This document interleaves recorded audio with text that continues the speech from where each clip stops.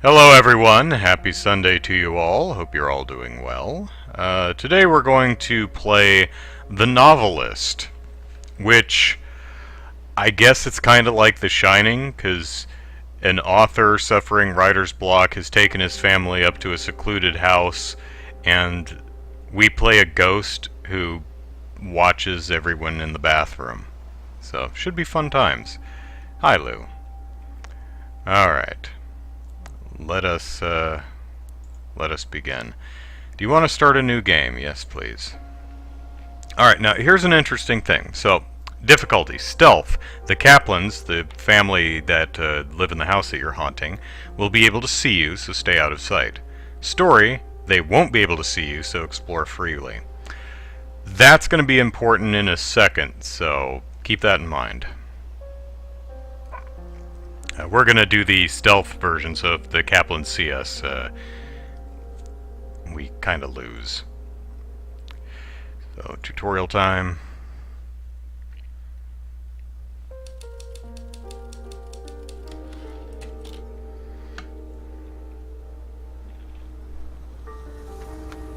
I think I turned on all the subtitles. I hope I did.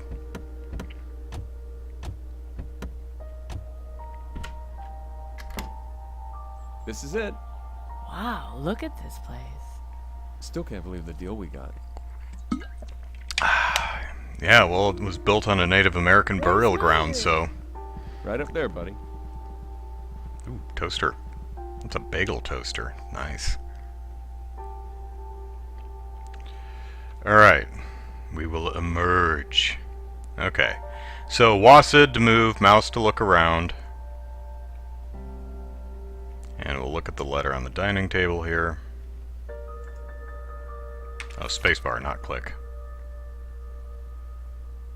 Mr. Kaplan, welcome to your home for the summer.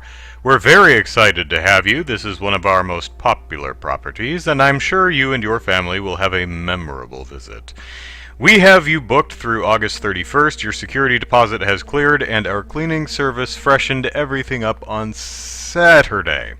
You can buy groceries at McClendon's in town, and if you'd like to eat dinner out, there are quite a few restaurants on Meridian Avenue, just off Fairview.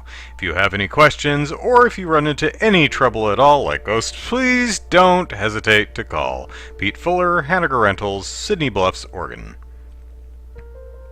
Spacebar? Okay. Alright, so we will look at a light fixture and press the spacebar to possess it. Okay, so the Kaplans can't see you while you're possessing a light fixture, so possession is the safest way to explore. You can jump from one light fixture to another in order to move through the house unseen. So, in stealth mode, where we have to worry about the family seeing us, we move light fixture to light fixture, and here's what it looks like. Now if we want to go over there... Okay. So that's essentially how we move around. It's kind of like playing a VR game where instead of, moving like this, you just kind of teleport from spot to spot. Now, chat, what I want you to do is, if that's making anyone sick or dizzy, let me know and I'll take it off. I'll take it off of stealth mode and put it into story mode, and we can just play the game just, wandering around like this. So let me know if this quick motion is, like, really irritating to anyone.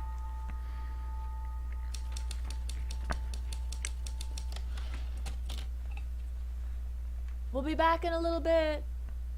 Okay.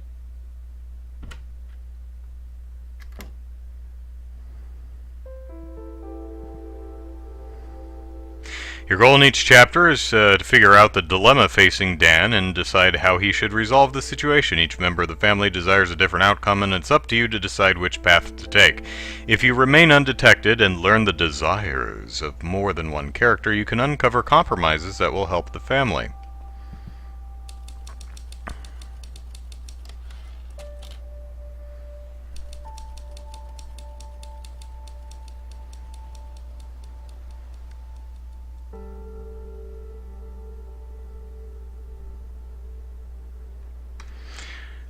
Let me check the options here. Okay.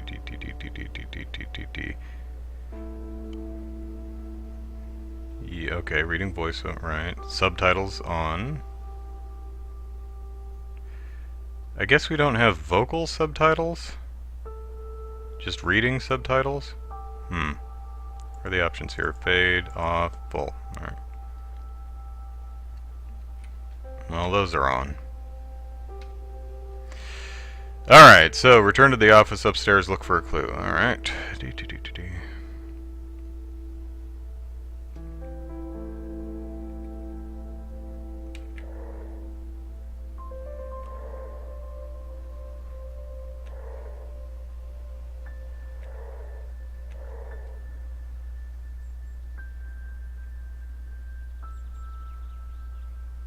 Alright, Dan's journal's on the desk. Let's read it. Writer's block. I can't believe I just wrote that. Writer's block. There, again. Those two words are apparently the only damn thing I can write. I don't think it's been this bad since high school. Mr. Holder's class, an essay about Faulkner.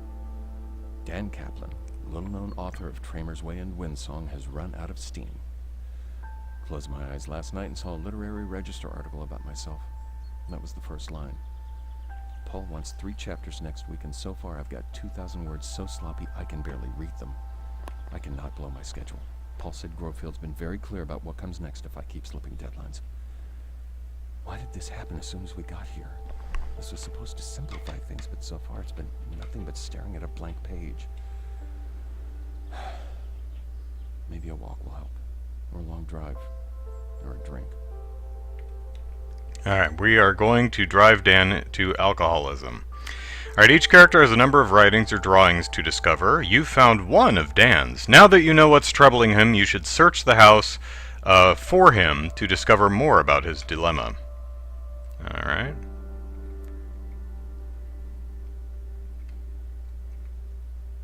Chinese checkers and regular checkers. Oh, there he is. When you look at a character, you can press the spacebar to see what they're thinking about. Alright, spacebar. If this doesn't work.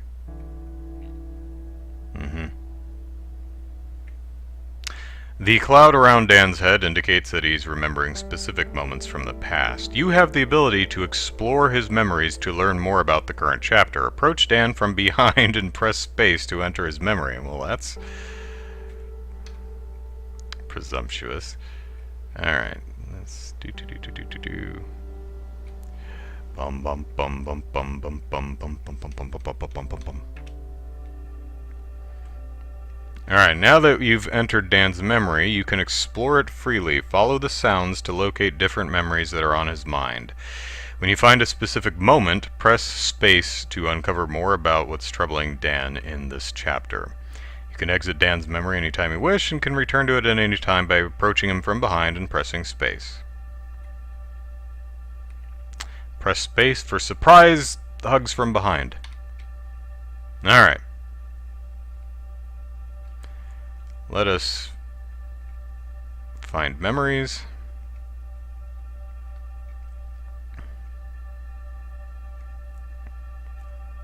Alright, now do I have to worry about people seeing me in a memory? Hi. I guess not. Okay. So... Do you think coming here will help? Turn up the game's volume, okay? Let's see.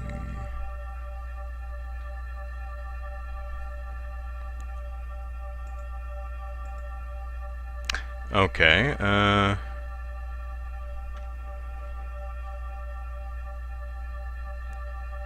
test 1 2. Okay, that one's my mic, so let's try this.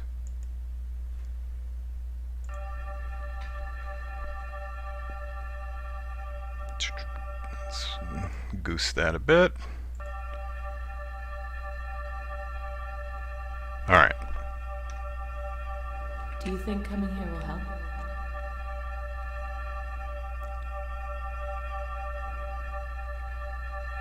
It has to. Do we think coming here will help? It has to. Okay, well. So we came here because he's got writer's block and she's a little skeptical of that. Alright, let's see if we can find some more memories. There's kind of a high-pitched tone going on.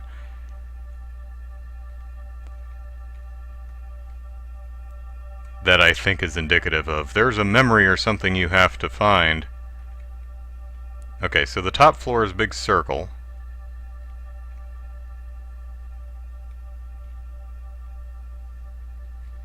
Is it you? No. No.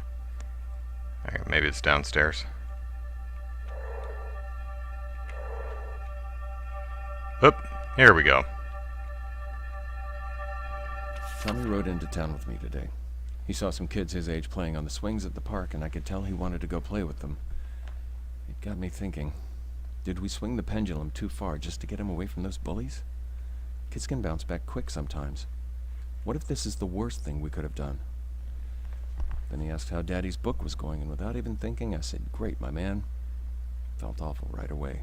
I'm not hearing a It's volume all right, change. Let me know if why it's not be better for you. honest? When he was younger, he was just a bundle of physical needs, but now he's like a mental, emotional sponge. He's around Linda and me all the time, and I can see him changing every day in 1,000 small ways. That scares the hell out of me. What am I teaching him with a white lie? You're teaching him to lie. Alright, I'm not hearing much of it. I goosed the volume a bit there. But I didn't hear much difference, so let me know if you did. Tommy rode into town with me today. He saw some kids his age Better? playing on the swings. Okay. We've found all the moments in this character's memory. You can re-examine them or exit. Alright, great. So let's exit. Dan, we're back. Hey, Mommy. Hey. Now that Linda and Tommy are home, you should look for their clues, discover what's on their minds, and explore their memories. Remember to stay out of their sight and use possession to keep from alerting the Kaplans. If you remain undetected, you can earn additional opportunities to influence the story. But compared to my voice, it's pretty faint. Yeah, it is really quiet. I think that's probably a stylistic choice. I can,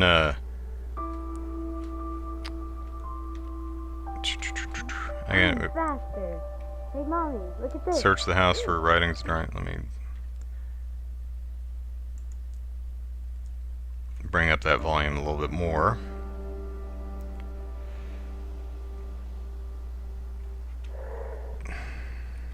Alright, I'm guessing they're downstairs somewhere. Oh, there they are. Let's zoom all the way over there. Vroom, vroom. Hey, Linda? Tommy and Linda, was that what it was? No distractions here, just us. Search the house for more writings and drawings. Alright, oh, ooh, there's Dan. Hey, Mommy. Hey, Pumpkin. Hey, Daddy. Hey, bud.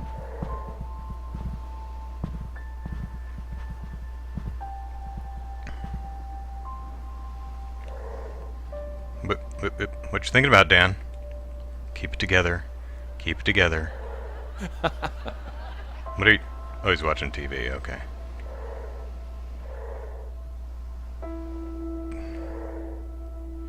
While possessing a light fixture, you can press E to make the light flicker.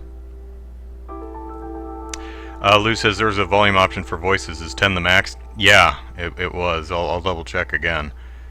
Characters will investigate the light fixture for a short period of time. Use this ability to lure characters away from areas you wish to explore. Okay.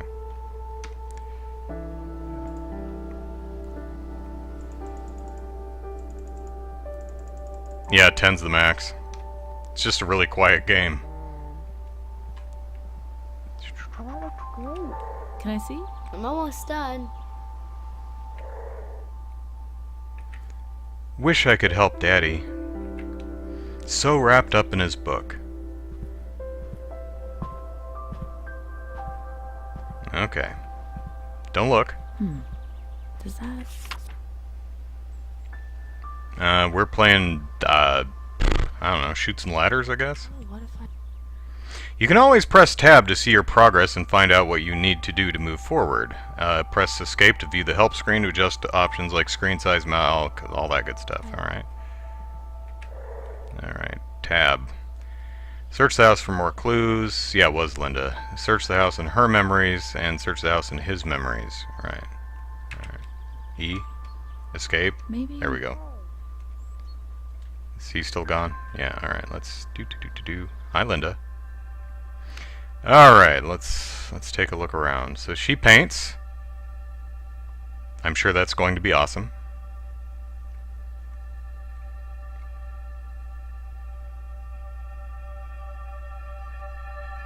I think we've done a good job of putting on happy faces for Tommy. If he knows there's something wrong, he's not showing it. We told him this is just a fun family vacation, and he seems to like it here so far. Granted, we've been here for 20 This might be minutes. it for Dan and me. Neither one of us has said the word yet, but I know it's right there under the surface. We've been dancing around it. I can't even bring myself to write the word here.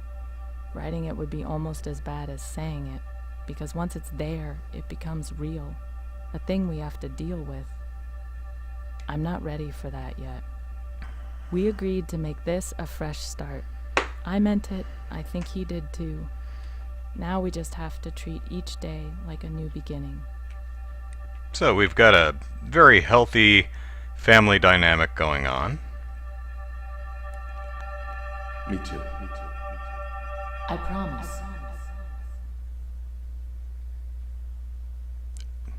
Okay, they both promise. Hey, Dan. Linda's got like a clone, like a pod person. Just over to your right, buddy. No, don't care? Okay. Now,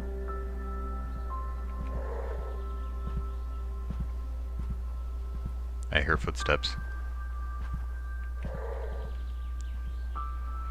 Alright, Tommy, where are you?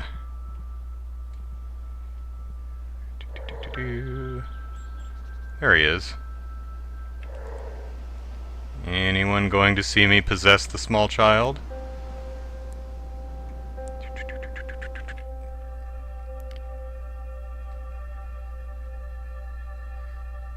Alright. Well, it's a nice place. Got a little cloudy outside, but nice view. Uh-huh. Uh-huh. Mm-hmm.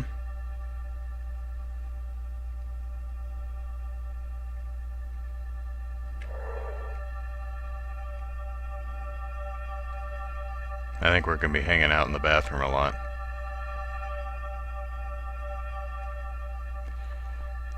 Racing Roger! What's up, Tom? Well, he doesn't exactly take after his mother in the artistic respect. Alright, it's one of three, so he's... It's a drawing of him and Dad, right? Okay, yeah.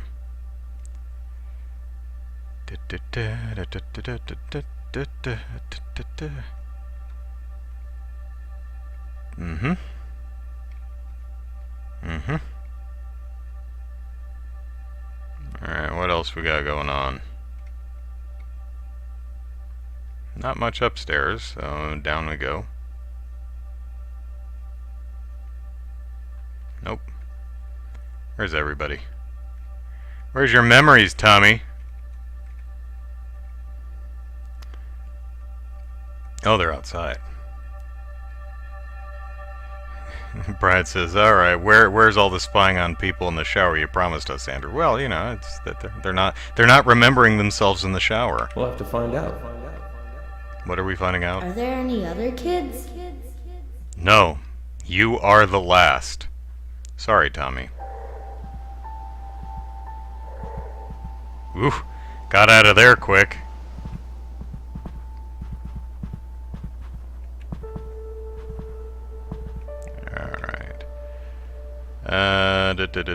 Search the...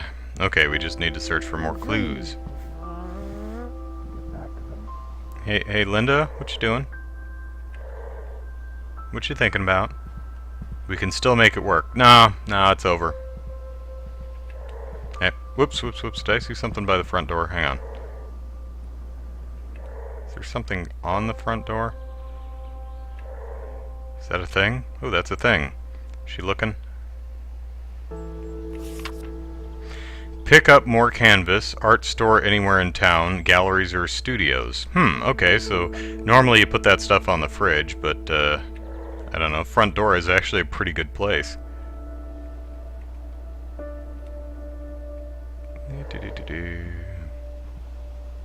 Hey Dan, what's up? Ooh, I think there's paper over there? Paul, good to hear from you. Listen, things are taking a little longer than expected. I feel good about this one, but I haven't quite brought some of the threads together. It's just an execution hiccup, not a lack of ideas. This is the most complicated book I've ever tried to write, and let's just say I have a newfound respect for guys like Dickens and Joyce who can juggle 10 threads at once without getting lost. I'm figuring some of this stuff out the hard way, I guess you could say. Anyway, the outline I sent you is still good, those are still the beats, those are still the themes I plan to explore. I'll keep you posted, Dan. You've discovered enough about this character to find out how they want to resolve this chapter. Read their thoughts to learn how you can help them. Alright.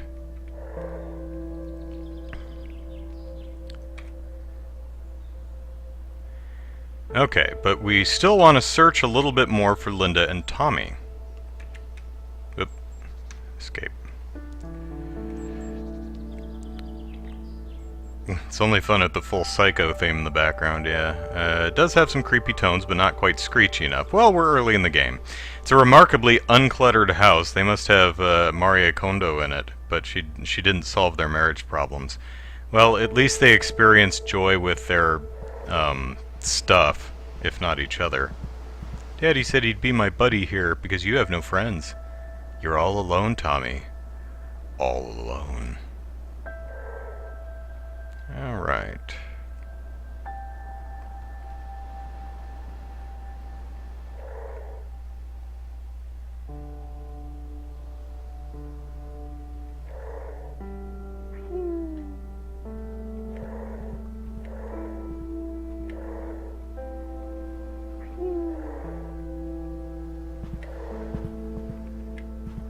Where's my notebook? I know I had something good.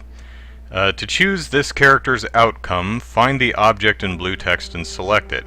You can continue exploring the house if you'd like to discover what other characters want to do. Characters' desired objects can be viewed through pressing tab. Okay.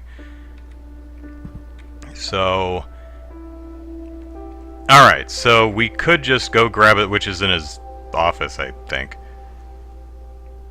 Okay, so, but let's look around and see what we can do for Linda and the kid. Oop, I see a thing. What's it?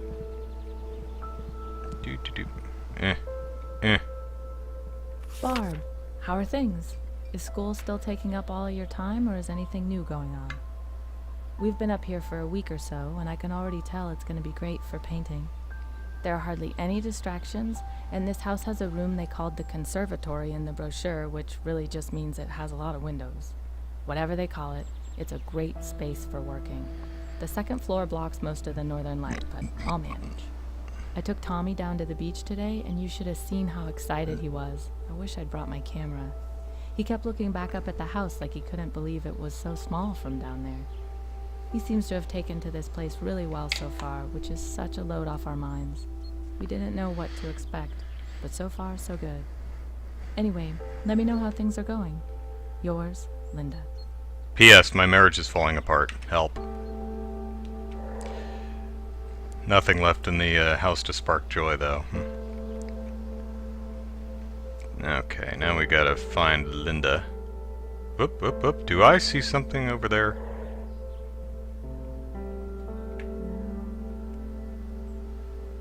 Well, that's not the blue notebook. What is this?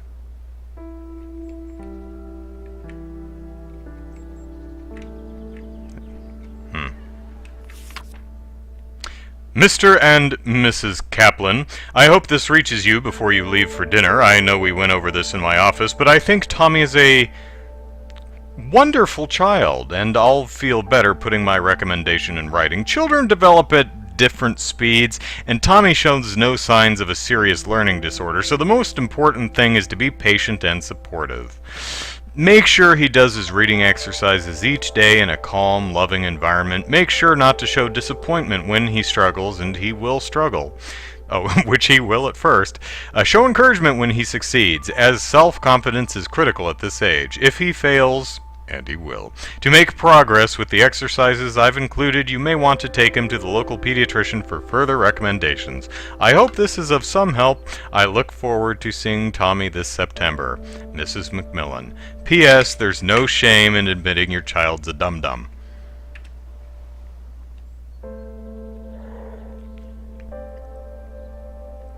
Alright, so Tommy is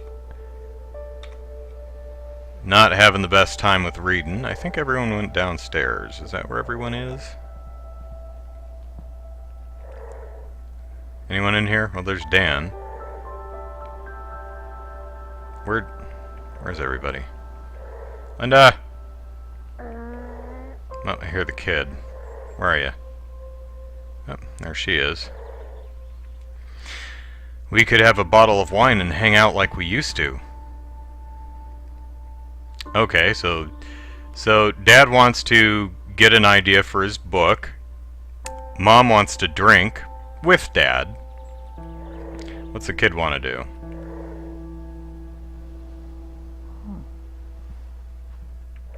Where's that kid? Where's your stupid child?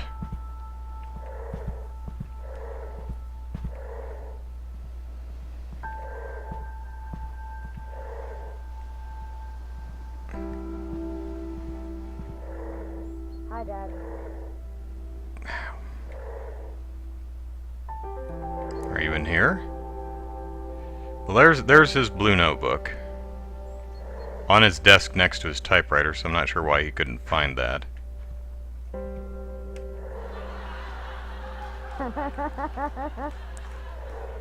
Where the hell is he?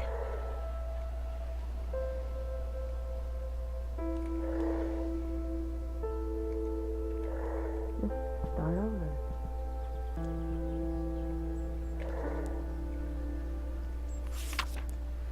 Daddy pays more attention to his typewriter than to me.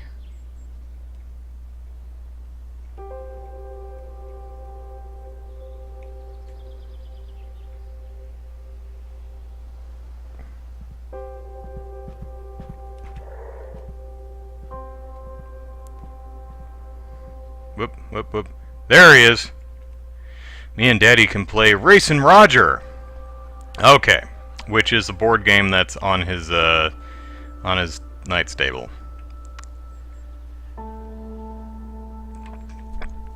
Lou says, with writer's block, a developing alcohol problem, and a haunted house, how long until he's going full-on Jack Torrance? Brian says, he's literally being haunted too, so my guess is not long. So, our options are get Dad's notebook, because he thinks he has an idea. Linda says we can have a bottle of wine and hang out like we used to. Or Tommy, let's play with Dad. Anyone in the chat have a particular desire? I'm thinking play with the kid, because that could spark some creativity, if not joy.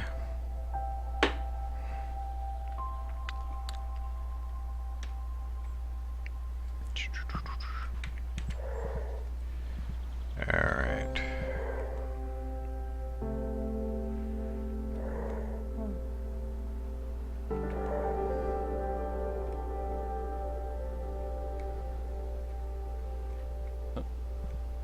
What the? I've been spotted. You should get away as soon as possible by moving to an area where no one can see you. You cannot possess lights when a character you can see you, but once you get out of sight, you can see possession to remain... You can use possession to remain unseen. Okay, well... Where'd it go? Wait, where? Okay.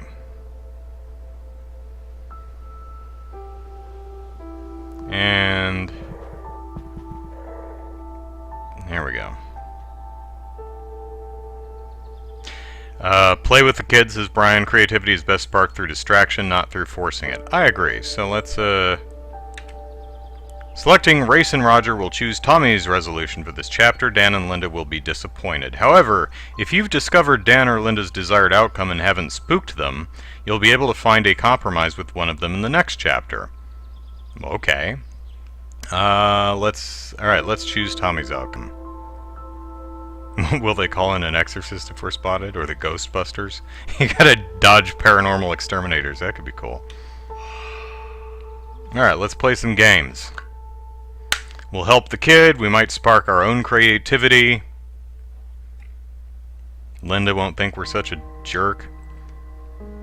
Oh, okay. The Kaplans are asleep. Explore the house for clues about its past, then whisper your decision to Dan. Oh, we're gonna play something. Well, the kid's not gonna want to play it later. Kids change their mind really often.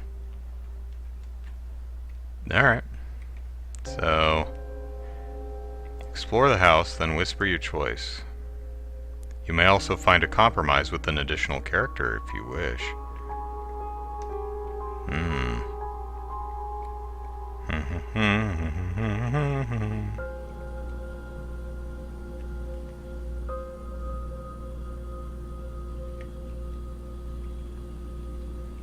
Wait, what? Selecting line will choose Linda's compromise. You can only select one compromise per chapter. So...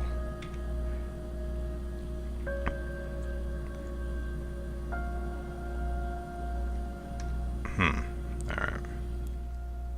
Compromise is, so far, drink ourselves stupid. Doop doop doo.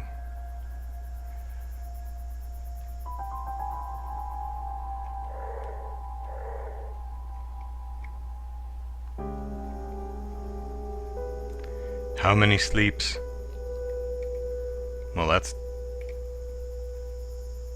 Go find arrowheads. You're no help, kid. Alright, Dan, wake your child up in the middle of the night and, let's start playing. Brian says, sounds like one person gets what they want, one gets a compromise, and one gets nothing, I guess? Do-do-do, do-do-do.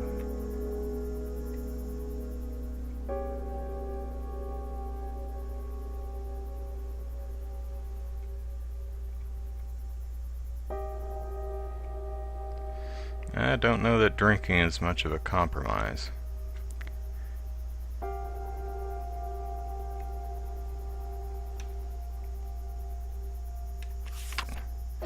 From the desk of Harold Baxter, January 16th, 1948. Standing in the kitchen drinking coffee and admiring the view, I simply don't understand it. Who wouldn't want to see this every morning? That appears to be the great question of 451 Timberline Road. I slept very well last night. It's a good thing the previous owners left the house furnished. It was just about as quiet as anywhere I've ever been. The only sounds today are the ocean and a few birds. After I finished breakfast, I planned to begin my inspection. Later. I was inspecting the upstairs walkway to make sure the railing was sturdy when I saw something odd downstairs. I'm not certain I can describe what it was, and I've already talked myself halfway out of thinking it was anything at all. It was probably just a trick of the light coming through those big windows. They saw me.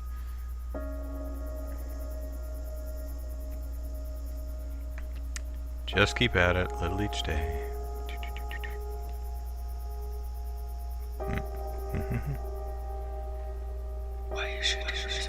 Oh, okay, I guess we're locked in now. Dan couldn't stop thinking about how important it was to start the summer off on a good foot with Tommy, who was ecstatic when Dan knocked off early and set up a game of Race and Roger on the coffee table. They laughed and played for 2 hours, and Dad made sure to let Tommy win most of the time. It was a happy start to Tommy's summer.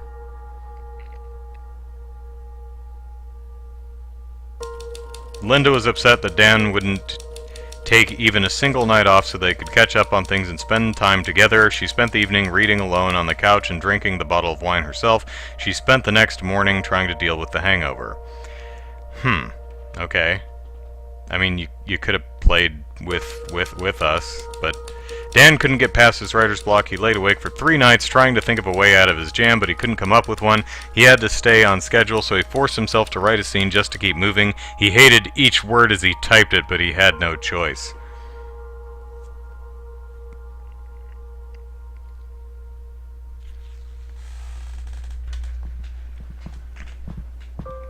Okay, we're doing well.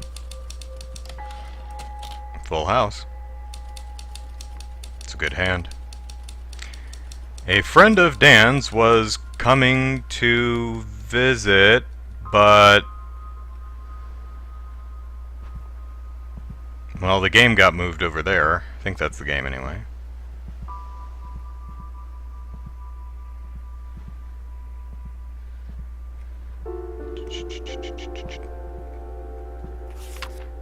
Guy. Probably not expecting to hear from me, were you? You know I'm all about surprises. Look, we're gonna head up to the coast next weekend. We're doing the drive from LA to Seattle. I have an interview up there on Tuesday, and Kelly has a friend who's gonna introduce her to some casting people from Vancouver. Can we crash at your place on the way up? We should be pulling through next Friday. I was thinking we could use it as an excuse to jam on our books. I want to see your new stuff, and I have a draft I want you to take a look at. I'm way beyond knowing what's good or not with my work, so I could really use your advice. And you know I'll give it to you straight about your new book. Is there a title yet? Could be an impromptu writer's workshop, I guess. Anyway, think it'll be fun. Let me know. T. My progress is saved. Alright, we can quit at any time and your progress will be automatically restored the next time you play. That's amazing. Where do they come up with this stuff?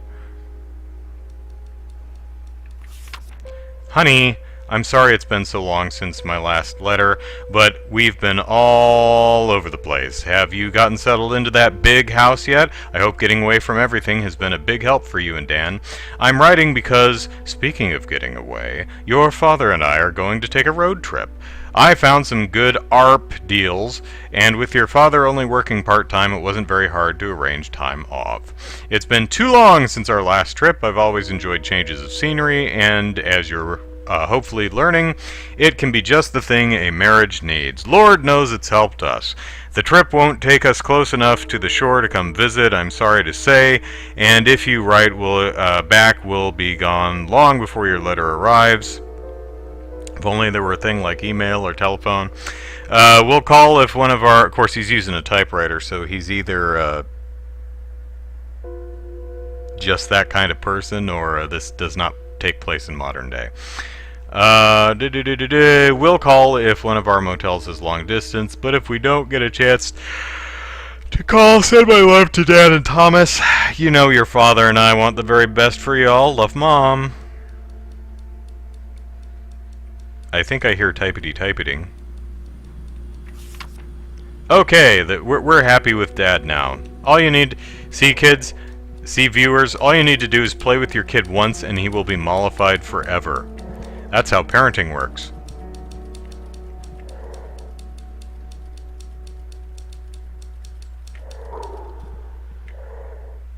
How you doing, Dan? How's the book coming, Dan? What's this? The Literary Register. All right. Ooh, almost got caught. What's new? Not much. Dad better keep his mouth shut. It was one night, not like this happens all the time.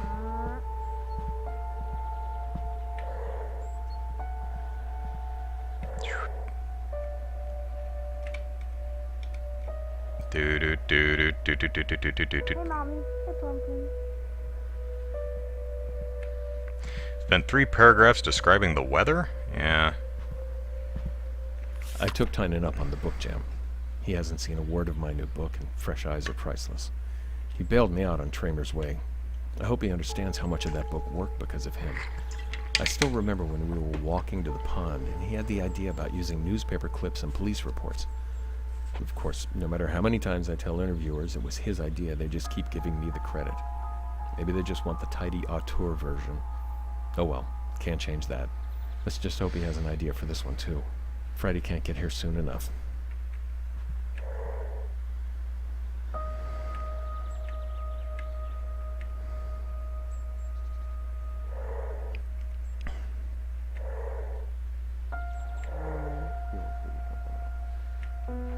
Davy can bring over his jet.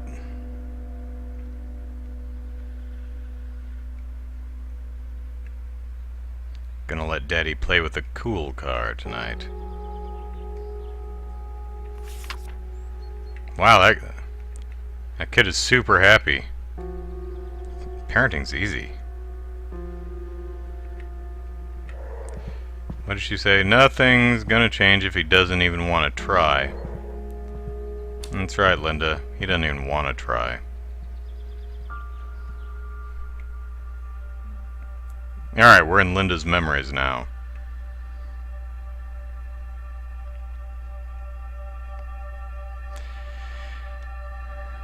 And she's searching the couch cushions for change. I thought Tommy was sleeping with us. I'm checking to see if this is a fold-out.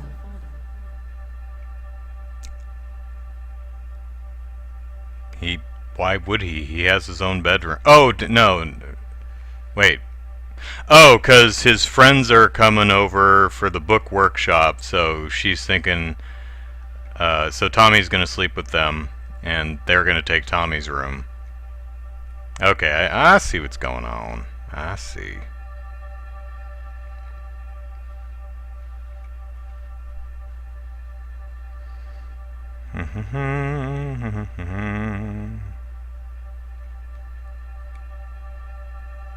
What you got there, Linda? You got a book. I've barely had any journal entries since we arrived, and I'm writing this one with a god-awful headache. Well, you did Not drink a good lot. track record so far, Linda. Entire Tried bottle to of get Dan wine. to take a night off last night, but he said he just didn't have the time. So I opened that bottle of wine myself after Tommy got to bed, and somehow finished the whole thing. I knew I should have eaten something, and now I'm paying for it. Yes, don't drink on an empty stomach, Alright, Linda. Time to see if my stomach's settled enough to figure out where we put the aspirin. It's in the bathroom cabinet, It'll Linda. take a while to get used to where everything is in this place. You don't have a bunch, as the chat has pointed out, there's really just not a whole hell of a lot of stuff in your place, so,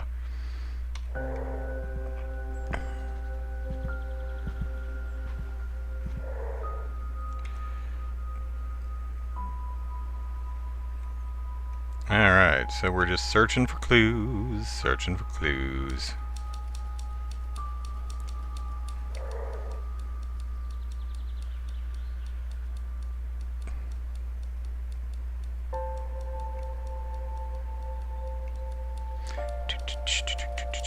Saw that. Did we see that already? Is that the letter from Mom? Yeah, it's the letter from Mom.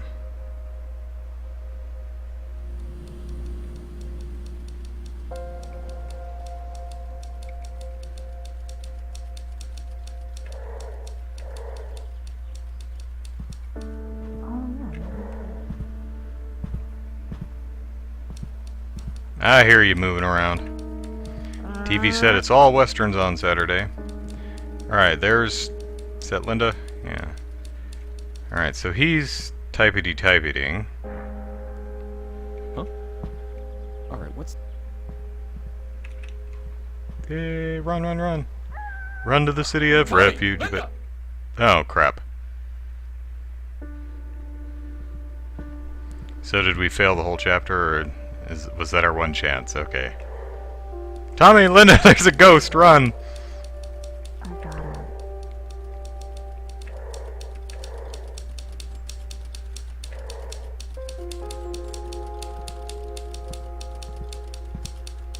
Okay. Alright, there we go. We're in your memories now, Dan. Lou says the house comes fully furnished with aspirin. Well, they've been there a week. Surely they've had a chance to go shopping by now. Alright, what does Linda think of your book, Dan? You can sleep with us. What about Tommy?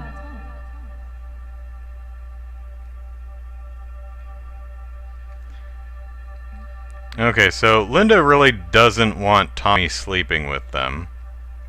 And, you know, considering the size of this bed, I can't say I blame her, because that's not a whole hell of a lot of room.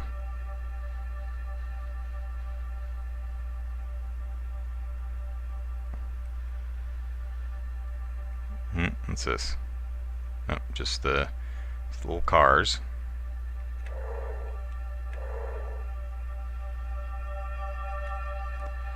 There you be. Writer's block turned into writer's fog or something like that.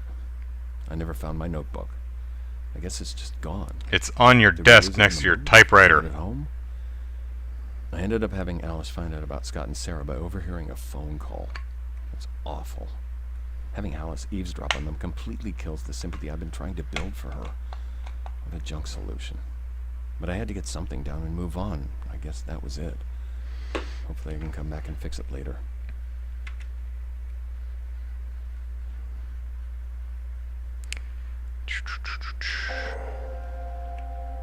Whoop, that's not what I wanted. Whoop, no.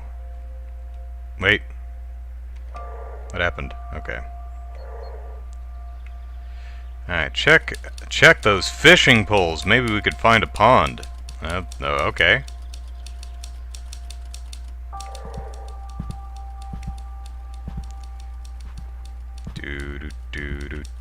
Alright.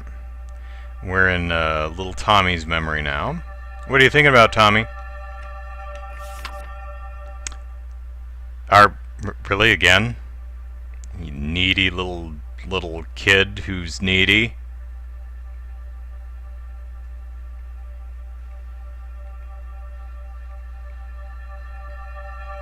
Can Davy sleep over? Who's Davy? Let me call his mommy.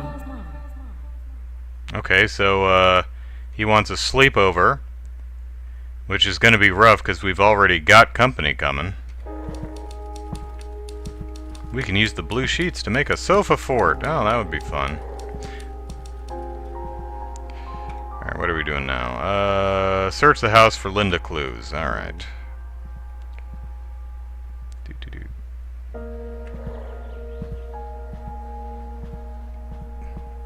Whoop, whoop, whoop. There we go.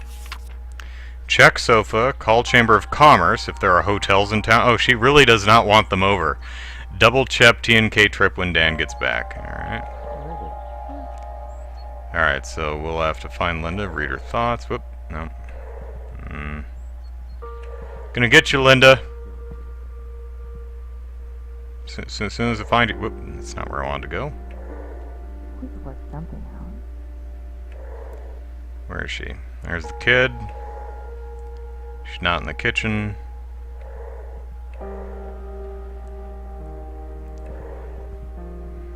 Is she in the art room? No.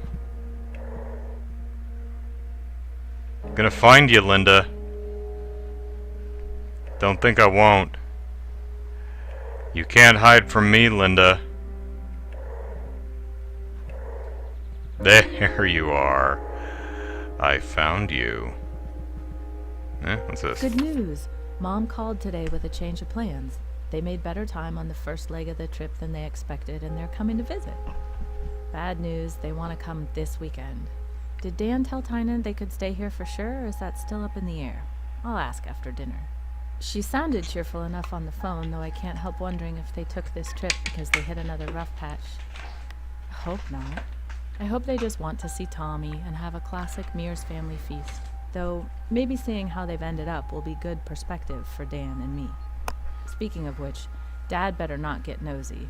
I've told him 1,000,000 times that my marriage is not his business. Maybe I'll try the thing Christine told me. When someone asks you something private, just say, "Why do you ask?"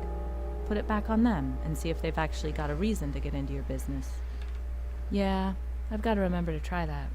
We'll see how he answers that one. Oh. I just don't...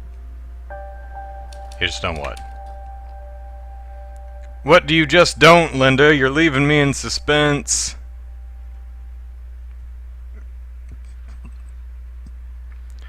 We are a ghost floating through the house. Wait a minute, were we already in her memories? Yeah, we already did that. So what are we doing? Read her thoughts for the final clip. Oh, let me back up so I can read her thoughts. I wish that, or wash that ugly sweater Mom and Dad gave me so they can see me wearing it. Ugh.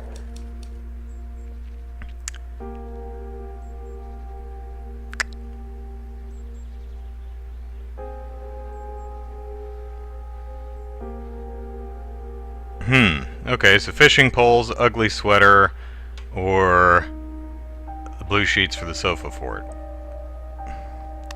Well, Linda clearly doesn't want to wear the ugly sweater.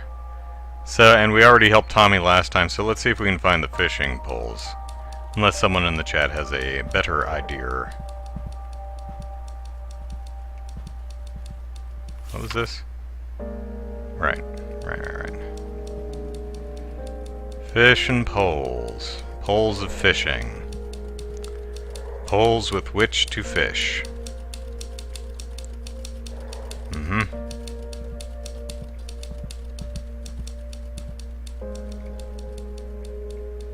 Kid, you got fish and well, there's the blue sheets, I think, right? No? I don't know.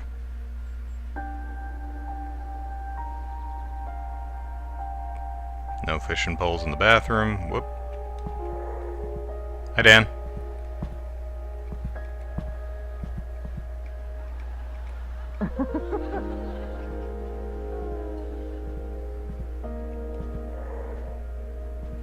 Oh, there they are. Here we go. They're in the corner.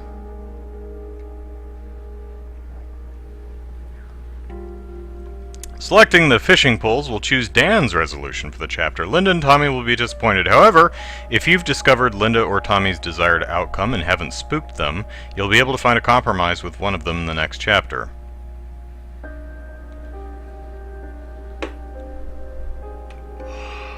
Okay. Brian says the fact that he's spooked might get in the way. I don't know though. I think we can't do his compromise because he's spooked.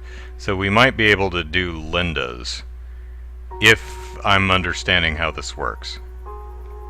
Which I may not be.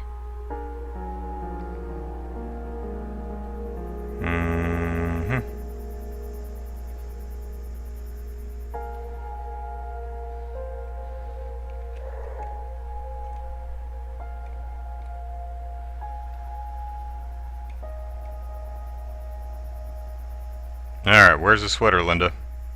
Is it hanging up in the bathroom? No?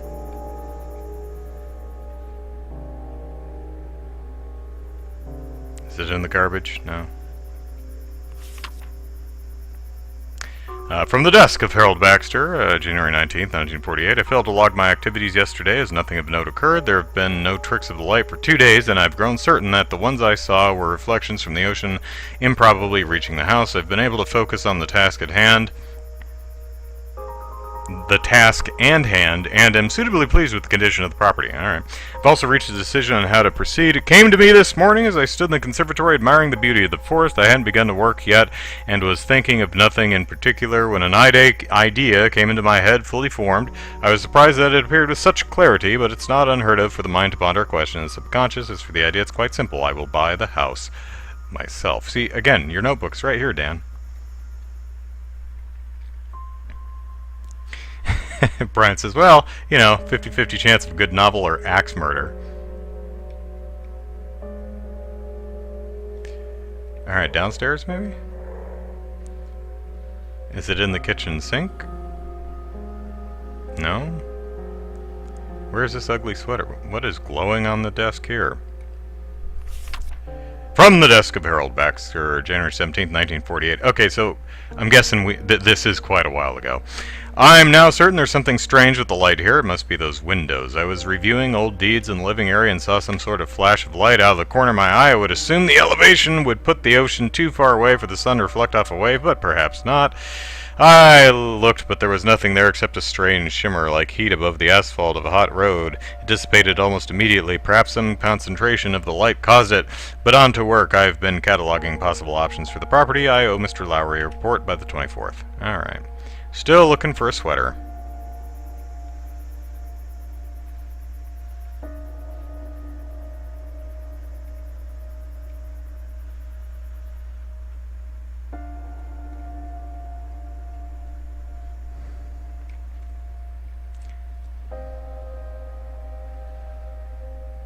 Is it in her art room?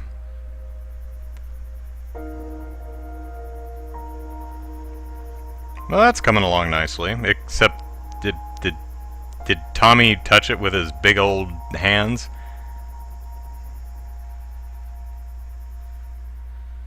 We may have to write Dan's novel for him. Don't know why we'd want to, but...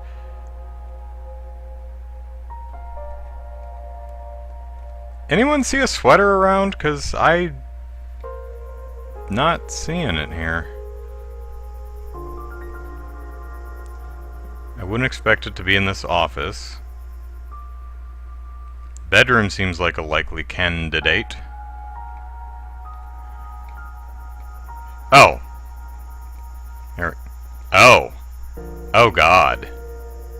Yeah. Selecting the sweater, we'll choose Linda's compromise for this chapter. Alright, choose Linda's compromise. Okay, so we can final solution it, and well, there's a bad term, and select a compromise. Okay, so now we get it.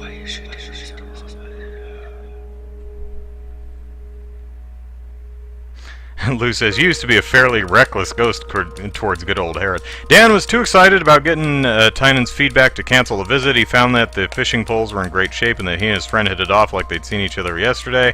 Linda told them where they could find a small pond in the woods, and their trip paid off not only fresh fish for dinner, but new ideas for the books as well. We're a good friendly ghost. Linda was glad they were able to make room for everyone, but with so much going on in the house, she didn't get as much time as she would have liked to visit her parents. They were glad to be able to come at all, though, and Linda didn't get a chance to pull her mother aside to see how her parents were doing. And had she, Mom probably would have said, "Why do you ask?" Tommy cried when Dan told him that Davy wouldn't be able to sleep over, and the fact that the extra sheets were used for grown-up house guests instead of a sofa for it only upset him more. He didn't want to sleep with his parents, and in the middle of the night he woke up and tried to get back into his room, causing an embarrassing scene. Wow, Tommy sucks.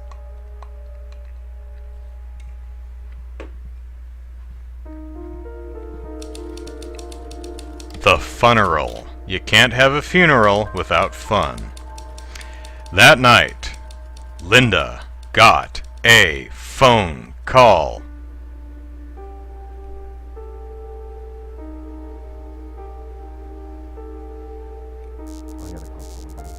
Whoops, I've got my finger on the wrong button.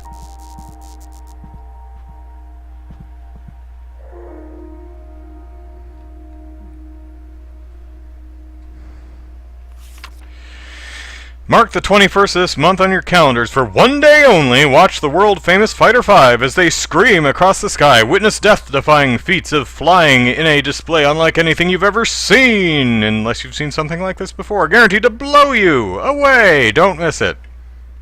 Anne, I just got off the phone with Mom. She told me about Grandma Joe. I know we expected it sooner rather than later, but this is hitting me so much harder than when Granddad died last year. Do you remember going to Grandma Joe's house after school on Wednesdays and playing until Mom got off work? How Grandma Joe always had a surprise for us? Even if it was just cookies in the oven, she'd always time it so the whole house would smell like them when we got there. I hope the minister captures those little moments because they don't seem as little now. I wish the circumstances were different, but it will still be good to see you at the funeral. What am I saying? You probably won't even get this until after the funeral. I guess I just needed to write anyway. Love, Linda. Aw, well that blows.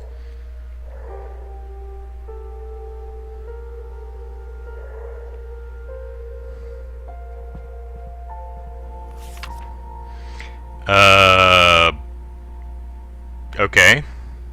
So, Tommy's made an imaginary friend who's an astronaut. That's healthy.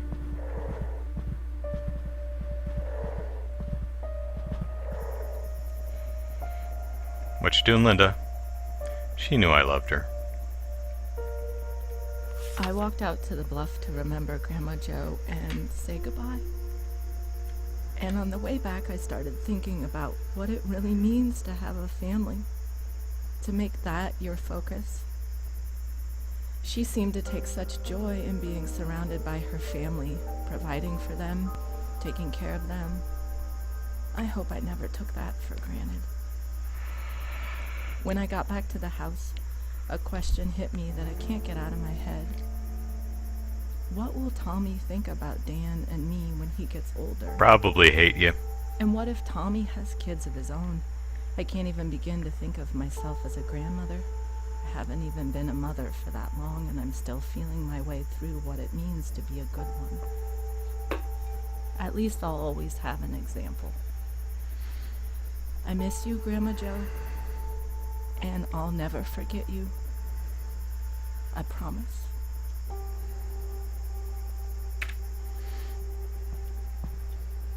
Hey, you don't mind if I, like, jump in your memories, right? Yeah, it's, again, shame about the handprint, but, it's looking alright. Interesting choice for a big old telephone pole right there, but, you know. I'm not the artist.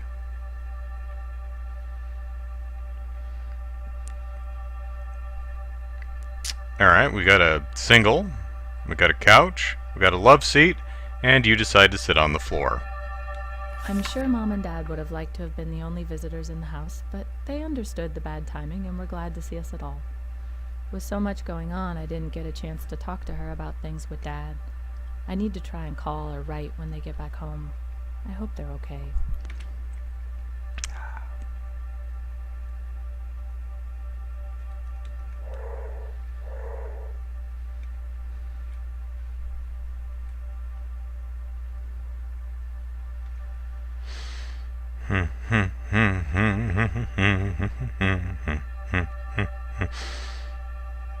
Oh, hello.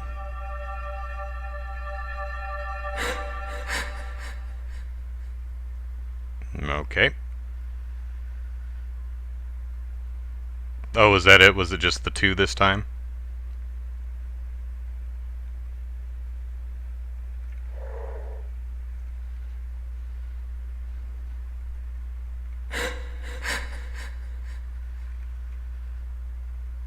Okay, we found everything in our memory. Oof.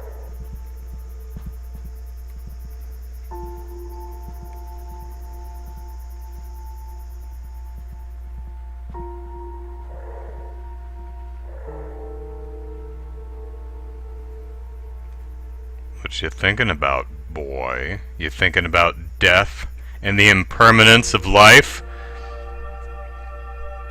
Heavy topics, buddy. Oh, hi. So, you're laying right here, working on your book, and you're thinking about laying over here, working on your book, your drawings.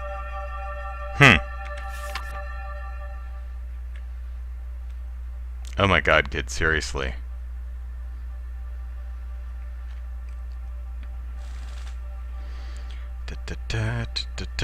Why is no one imagining themselves naked? Well, actually, I'm in the kid's memory right now, but, so, forget I said that.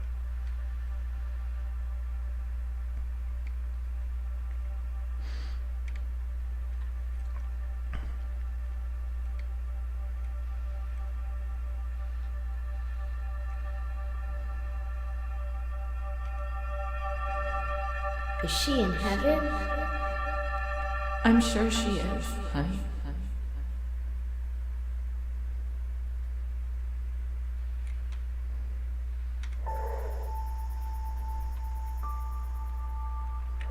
Alright, what do we got going here? Okay.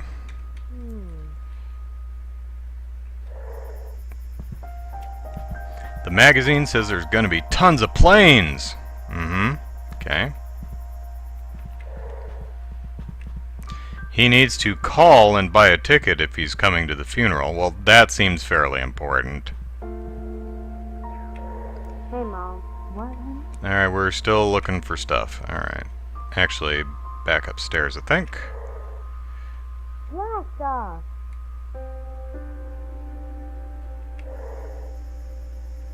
Dup, dup, dup, dup, scubbly dup. Oh, that's not a thing, okay. Oh, we picked up the magazine off the floor and put it the wrong way around on the bottom shelf, okay. Oh no. Joe's funeral's the same day as the signing in Eugene, and Paul says they can't move it. He'll understand if I bail because he knows Linda, but Grovefield is a different story. They won't give a damn why I missed it. They'll just get a memo and put it in a spreadsheet somewhere and write me off just a little bit more. And it's not just the timing. If I do the reading, I've got to get that chapter in shape. It's not even remotely ready for anyone to see it.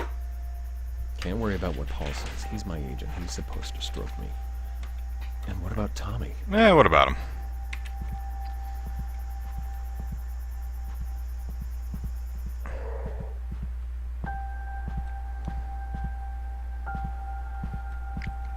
Who do I need to... Oh, I still need to search for more clues. Alright.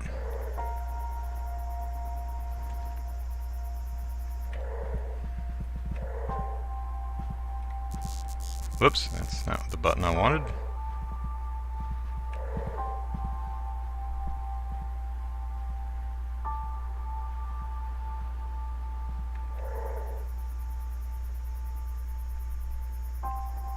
If I... Let's see. What, again?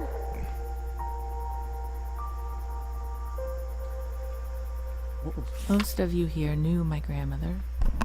For those who didn't, I truly wish you had. She was an example for all of us. Her warmth, her caring, and her smile were impossible to forget. It's still hard for me to believe she's gone. Without her, the world is... Linda's taking this pretty hard. Didn't see me. Didn't see me. Neener, neener. Huh.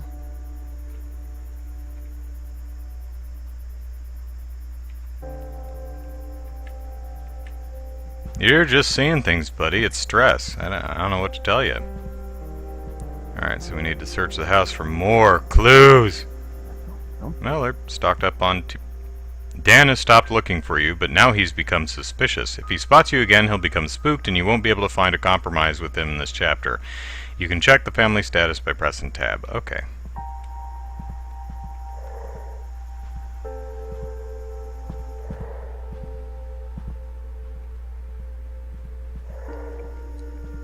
I wonder how much time the developers spent just organizing all these lights, trying to make sure you could move around the house. Okay, is that the last clue? No. Nope, saw the books. Alright.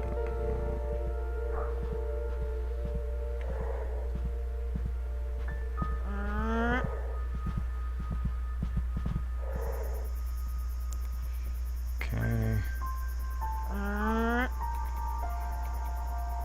Is this a thing? No. No. Yeah, luckily the kid didn't see me. We saw both things on the table. What am I missing? Oh, there we go, on the windowsill there. Dude, you're in my way. Let's here, buddy, check this out. No? How about this one? Again? That's right, again. Call Paul first thing tomorrow morning. Any possible way to move it? Is this thing announced yet? Search the house for his memories and for more clues. Oh, for crying out loud, how many more are there?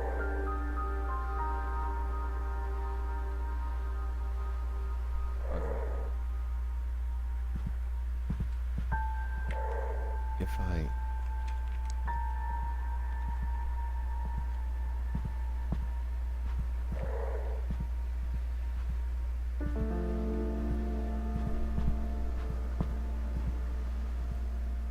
Ooh. Oh, there's a letter over there. Everyone's in here. Out. Oh god, the kid's coming downstairs, isn't he? For crying out loud, people. I want to read the thing. Wow. Out. Out. Everybody out of the living room. Dan, go right. Linda, well, you're grieving. I'll cut you some slack. Do what you need.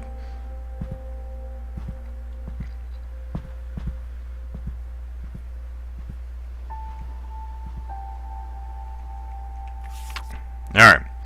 Dan! Big news! Got a call from Bracket Books in Eugene, and they want you to do a reading from Windsong, and maybe even some Q&A, some book signings, all that good stuff. I think you should do it. In fact, I'm going to be pretty pissed if you don't. I know where you live, Dan. I know where your family sleeps.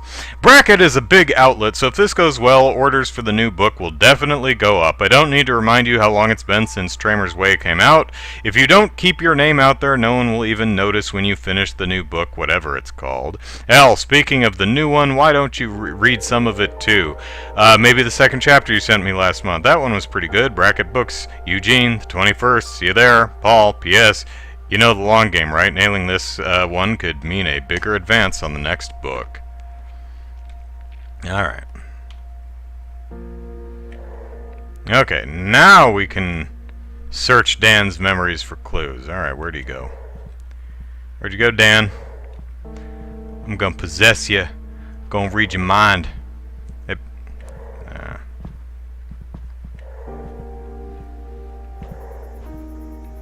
That's right, Dan. Okay. Doop doop doop doop doop skibbity doo wah. Tynan and Kelly left this morning. I wish they could have stayed a little longer, but it was great having them. It felt just like college again. Fishing, having a few beers, talking about how we're going to conquer the world. Working through some issues on his book even gave me an idea for how to fix the logjam in Act 2. Funny how creativity works sometimes. Ha! I'm a genius. I'm a genius ghost.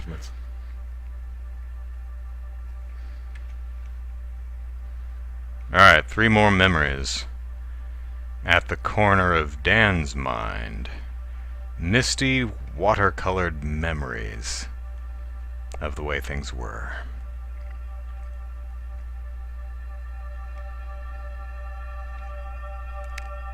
I've noticed Linda has something against chairs. She's pretty frequently sitting on the floor somewhere. Lynn, I'm so sorry. Tell me what I can do. Just be here for me. Alright.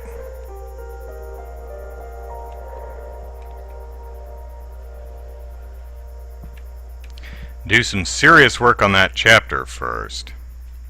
Okay. So, I'm thinking we're gonna do Linda's thing because, you know, funeral's you miss it, you can't redo it. Other things like book events, those can be rescheduled. Other ones come along. And it's like, okay, maybe the compromise is I'm going to do some book stuff while we're in wherever we are or something. So that's my thoughts. And the kid can just go jump in the lake because I don't like him. That's right, Jenny, you better walk. Alright. Alright, Linda's resolution. Dan and Tommy will be disappointed if we discover Dan. Okay, blah, blah, blah, blah, blah. We got it.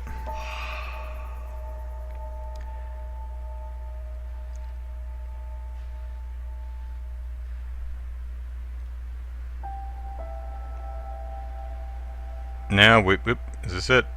Is this it? Oh, this is just Harold Baxter again. A final entry before I depart this mortal coil. The bank would no doubt prevent me from purchasing the house due to the inherent conflict of interest and the fact, again, that it was built on a Native American burial ground. But given its history of frequent ownership changes, I feel confident the mortgage department will be glad to have the property off their hands. I believe I can set up a trust or perhaps a shell company and convince Mr. Lowry that we must part with the property for less than market value. I feel certain I can appeal to his conservative nature. Pardon me. I believe it will prove to be a shrewd investment as a rental property, and I think I now understand why people do not stay for extended periods. I find myself unable to describe the feeling precisely, but in my time here I've found my mind drifting in strange ways, as if it was not always my own. But the natural beauty is undeniable. Perhaps shorter visits are a wiser use of this property. Yes. Yes. I believe that is a fine idea indeed. Yeah, I forgot Mr. Hello. Oh, no, we don't want to do that. Not Tommy's stupid air show. That could... Again, yes, I don't like kids, but I particularly don't like Tommy. Doop doop doo.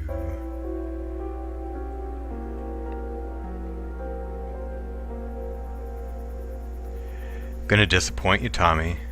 Gonna disappoint you. Gonna have to learn to live with disappointment, Tommy. Life is disappointment.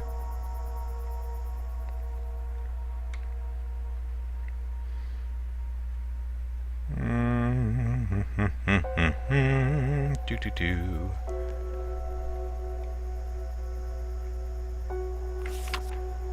The Diary of Claire Bradford, September 4th, 1961. We're here, so why don't I feel more excited? This was supposed to be fun, just Roger and me. Mom and Dad think we're here with Ben and Lori, but of course, that was just a trick. Nope, just Roger and me in this big house by the ocean for the whole week. I'm sad to see that there's no piano here, but I suppose a week without practice won't do me too much harm. I guess maybe being alone with Roger that long is what's making me feel nervous, though why should that be? He's my fiancé after all. If I'm supposed to spend the rest of my life with him, I shouldn't be worried about spending the week with him, should I? Oh, Claire, I think you done married the wrong dude. Everyone has second thoughts before they get married, right?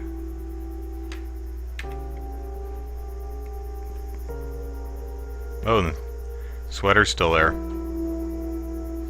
Need Dan. Well, I mean, he's right there. Doop doop doo doo doo doo doo. Bum bum bum. If Tommy turns out to go axe murdery, now we know why.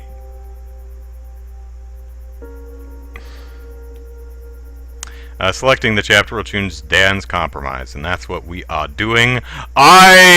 So it shall be done.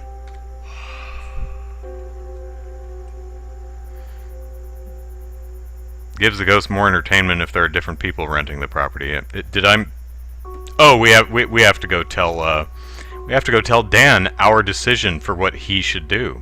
Hey Dan, here's what you're gonna do. Whisper, whisper, whisper.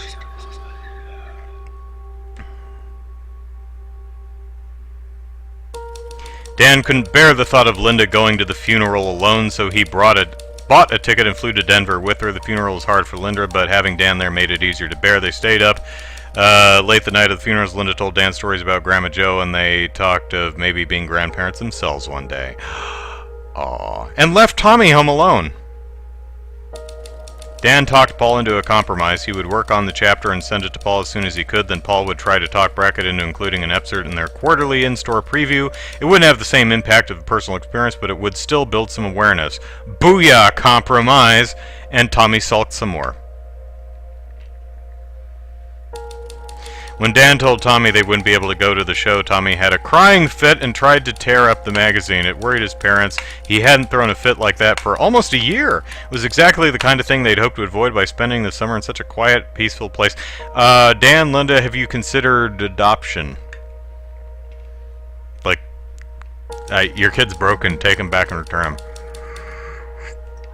And that's how the Kaplan's first month at the house on the cliff came to an end. Wait, that's not the end of the game, is it? Lou says it's okay. Tommy has the twins in the corridor to play with. Dan sent a work in progress to the agent. Was glad to see that Dan had gotten back on track. Both hopeful that Dan could maintain his focus and write a book that delivered on the promise of his work so far.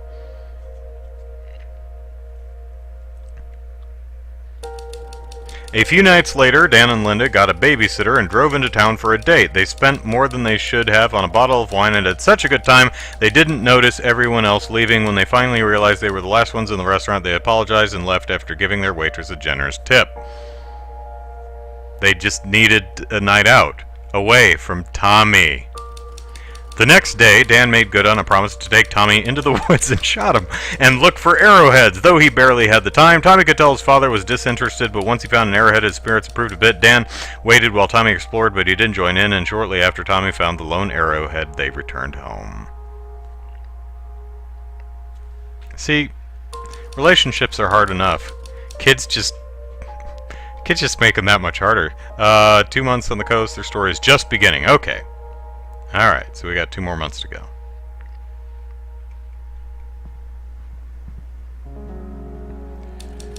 The inherit... Ooh, goodness. Did Grandma leave us something? Grandma Joe?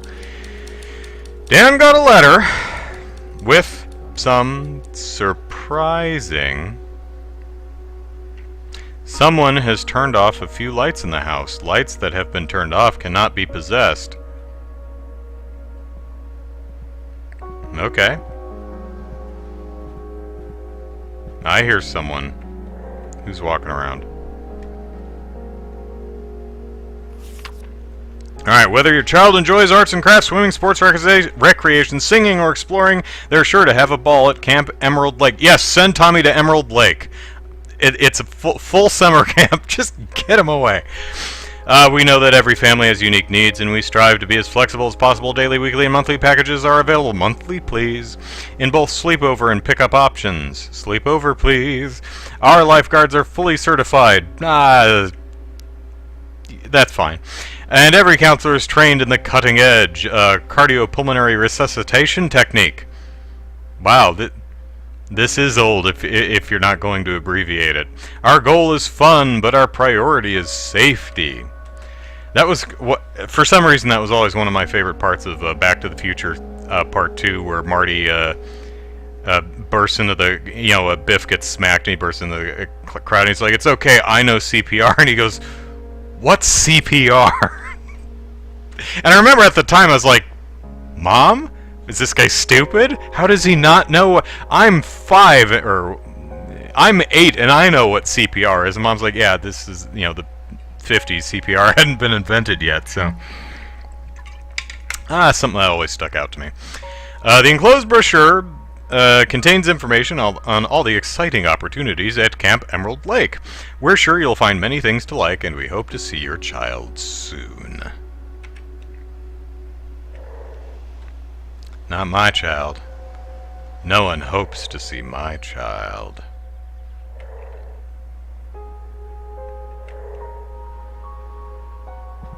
Oop, there's a thing. I see you there. Why are the houses so far apart? Wine, wine, wine. What you thinking about, Linda? Other styles? Thinking about other styles? Faster. Hey, hun, what you doing? Racing. He's thinking about friends, of which he has none.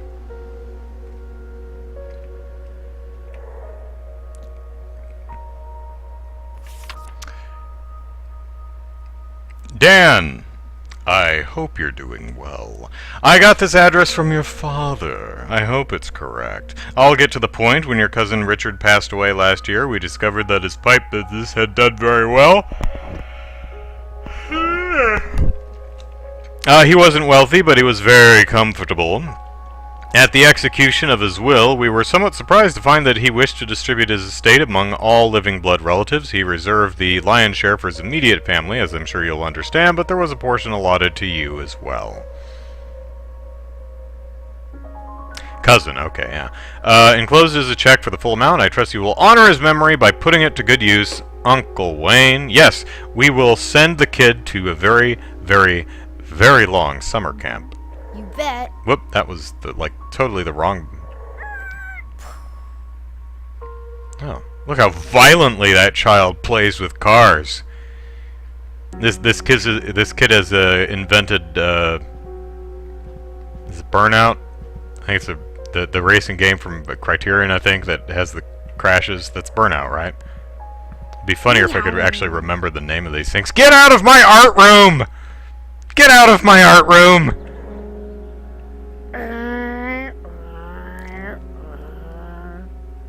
Vroom, vroom. Whoa, it's messed up again. Mm-hmm.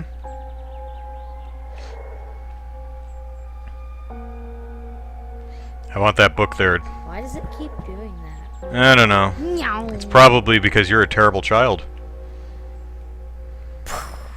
Wish Daddy helped me find more arrowheads. Well, you see, Daddy doesn't like you. It isn't wildly expensive, but it sure doesn't fit into the budget. It was a bigger letdown than I thought, not being able to just sign up on the spot. It gets so lonely here sometimes, and I think Tommy's starting to feel it too. We try to play with him every day, and the woods here are pretty magical for someone his age. But kids need to be around other kids sometimes. He can only play with his cars so often. Sometimes I wish there were actual neighbors here. The only friend he's made is Davy, but seeing them at the park once in a while isn't the same as having someone to pal around with every day. It's summer vacation, and he's pretty much all alone. Wow, it's like they recorded the dialogue from 6 feet away, like they were social distancing before it was cool.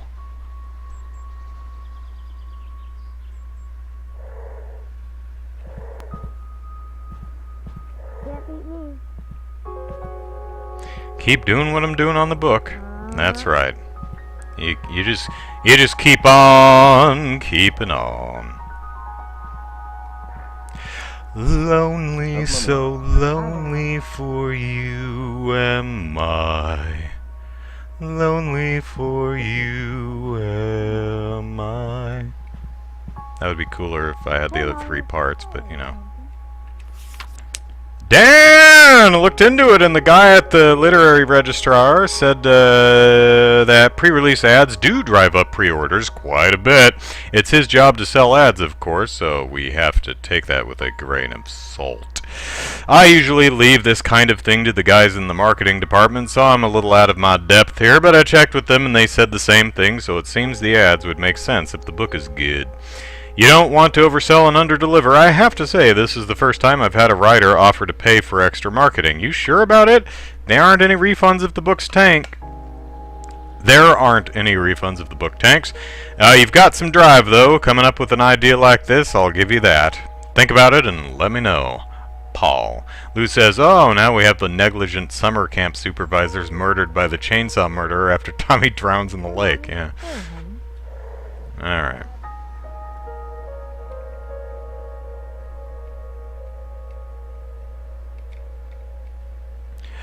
Is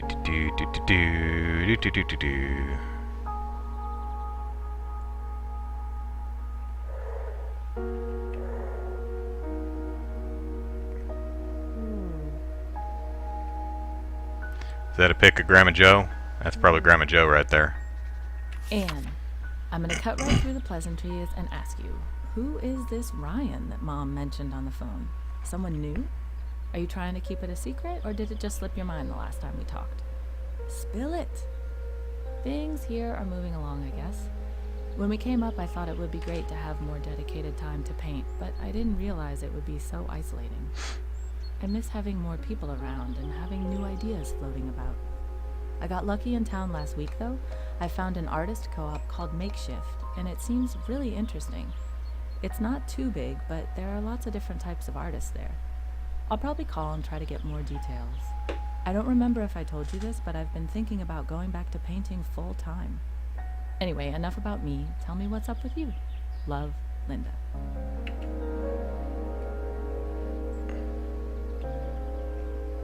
I only met Rick once, at a family reunion that must have been, what, 15 years ago? Turns out he made his fortune by, get this, selling high-end pipes. The Sherlock Holmes kind, not the plumbing kind. He must have been a hell of an interesting guy. I mean, he found a niche and made his way in the world. You have to respect that. It makes me wonder, am I giving everything I have to this book, or am I leaving myself an out? It isn't announced yet. I could always pull the plug. I'd never get another advance again, sure, but there isn't a gun to my head. Unless I put one there. Metaphorically, of course. Of course, we believe you. What is this? Oh, backpack, okay. Hey, bud. Ah. Note in the bathroom. Put the seat down, Dan! Can you take Tommy out today? Maybe to the beach? I think you could both use some fresh air. I have to be in town by noon, and I probably won't be back till 4. I mean, we live together. You could probably have found time to tell me that yourself, but, you know.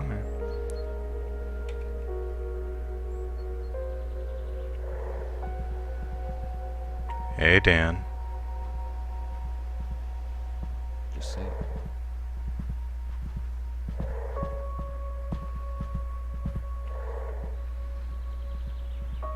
Gonna possess you, Linda.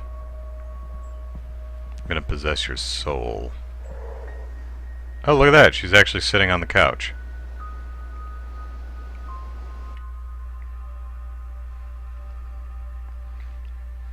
She's feeling a lot better. No one ever uses the bathrooms. I am disappointed. Is there something out there? Is anybody out there? The entire world's out there.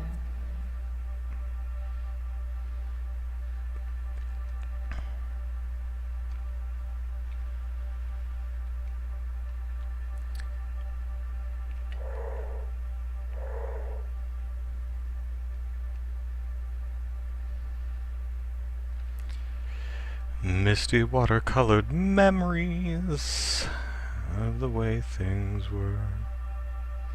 And there she is, sitting on the floor again. Perfectly good chair over there.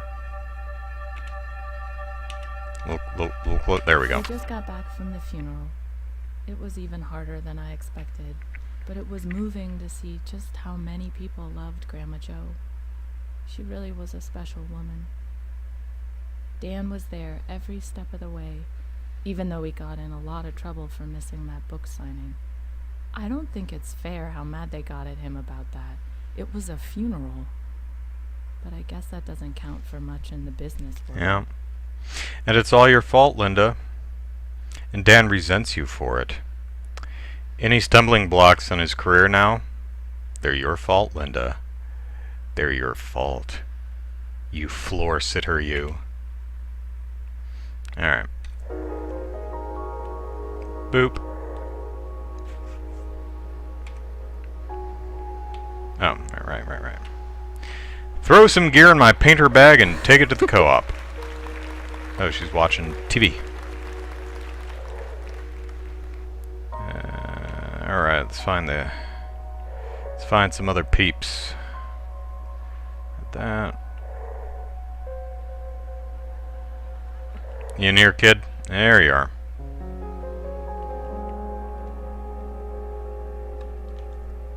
Well, he's not thinking of himself lying on the floor next to himself, doing the same thing he's doing now, so I'd call that an improvement.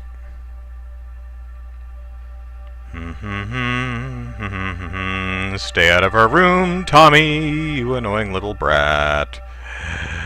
Oh my god, kids suck. And this again. Good lord. One-track mind with this kid.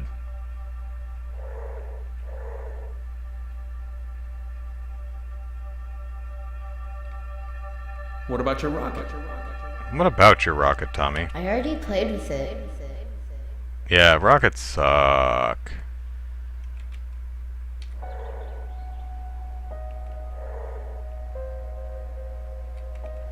Oh, right, final memory. Bring my kite to that camp Mommy told me about. Yes, and stay there. Oop, saw someone. Does that... Get out of the house. Alright, what was it doing? Okay, let's see. Painter bag kite. We gotta search for some more memories, or more clues. Now, that was the inheritance letter. Hey, buddy. Pretty sure we got the thing on the table?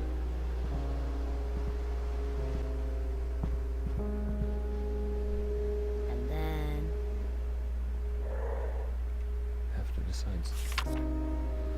Yeah, we did. That's the thing.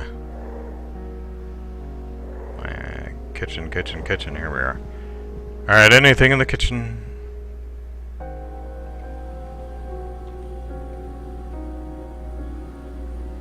Want to look at this one? Nice one. What?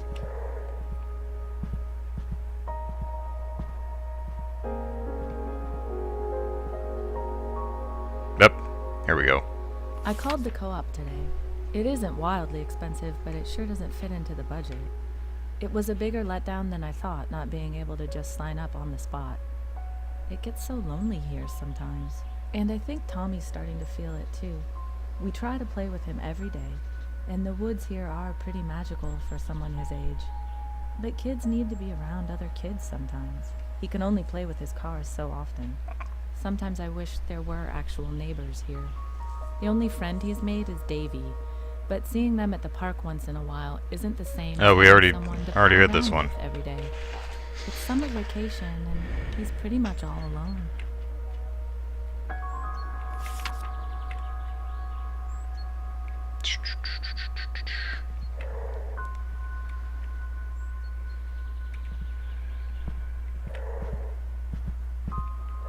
Alright, what are we missing? Oop. Quit following me!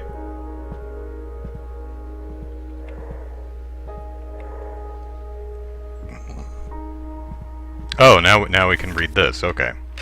The Literary Register, May edition, inside the Books of Summer, Adams Squires, The Interview, America's Top Small Run Publishers. Alright, is that enough? Yes, it was. Okay, that's what we were That's what we were missing. Oh, wait. Fishing buddies. Hey, Dan, I was just looking for you.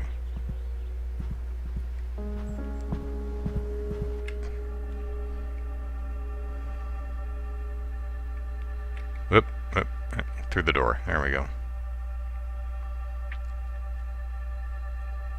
Alright, we definitely want to send the kid to summer camp. Definitely want to do that. Definitely. Don't joke like that. Yeah, Dan. And when I finish my book in December,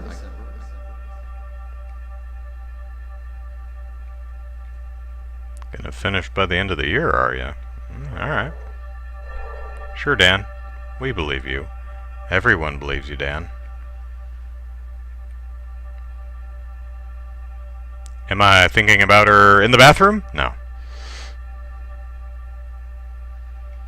Whoop, missing a memory somewhere. Where? Oh. Paul was mad, but he understood. It helped that I threw him a bone with the quarterly idea. I think it appealed to his competitive nature. He said he wasn't sure it would work, but I knew he was sandbagging. He probably took it as a personal challenge and called Brackett to pitch the idea as soon as we hung up.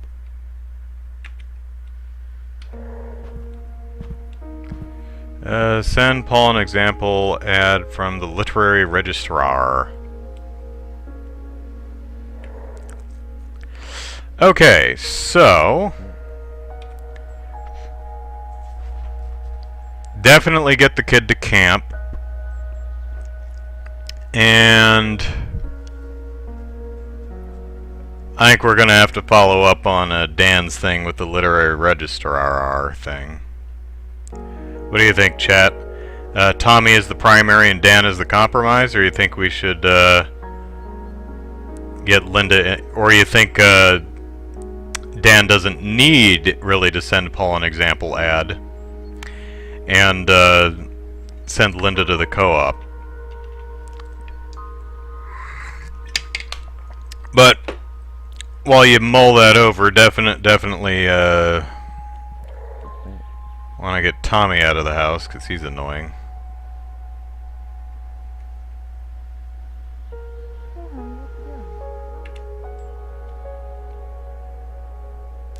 I don't know if he's going to camp either way, but we'll just, throw him a bone. We haven't done much for him since the first chapter.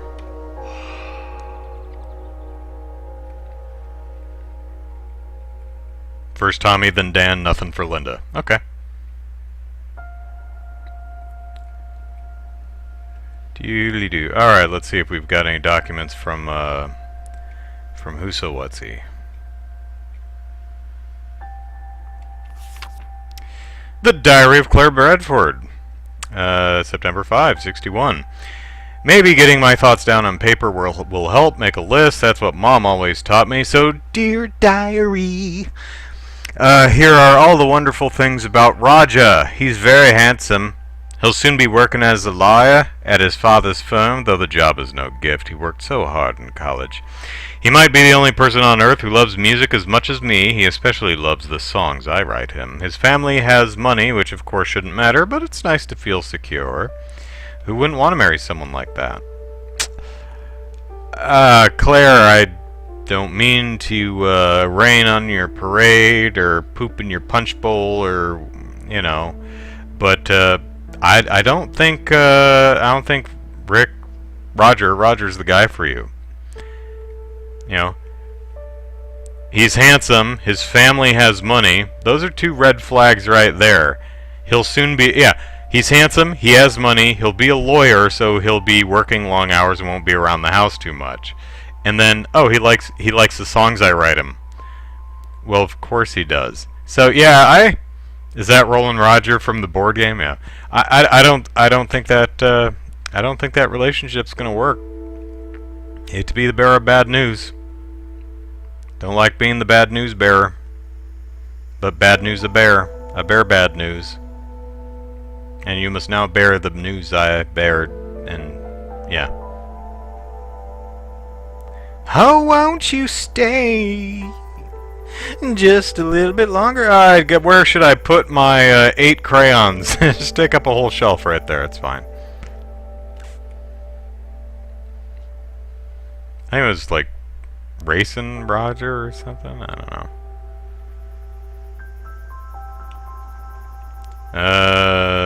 Oh, right. Oop, here we go.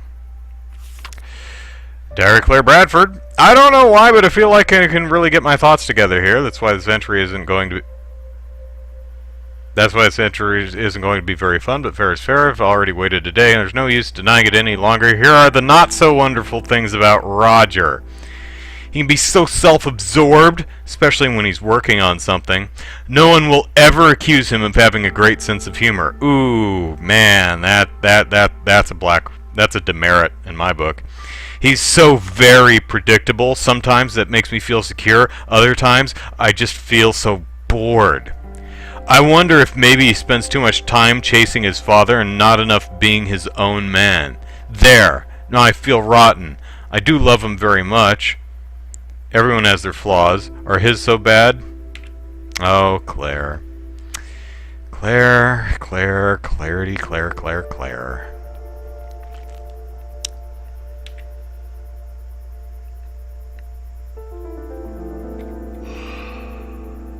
Alright. Whoop, board game's missing. It went downstairs, didn't it? Whoop. They put it over by the TV, I think. Yeah, Racing Roger.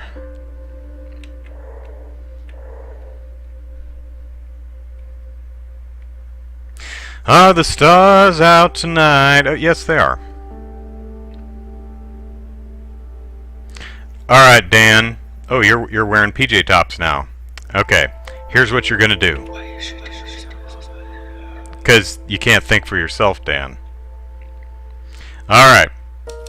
Tommy didn't realize at first that spending a week at camp actually meant his parents loved him, but by Tuesday he was elated. He made new friends, flying his kite and swimming with other children his age. His spirits improved almost overnight, and when he connected his new adventures with a gift from his father, Dan became a hero! Dan knew that some sort of public expectation would drive him to improve the book, so he asked Paul to submit the book to the Literary Register's Up Next column, a quarterly list of upcoming novels. It wouldn't raise awareness like an ad, but it would make the book real in a way he couldn't back away from. Oh, I misunderstood exactly what that was. Well, Linda had resigned herself to the fact that they couldn't afford the co-op, but the flash of excitement she got when she heard about the inheritance quickly faded when Dan decided not to use it for the co-op's fee. She tried to channel her frustration into her work, but found herself so distracted that she got nothing done for days. What did we use the money for? Did we use it for the kids' camp? Because,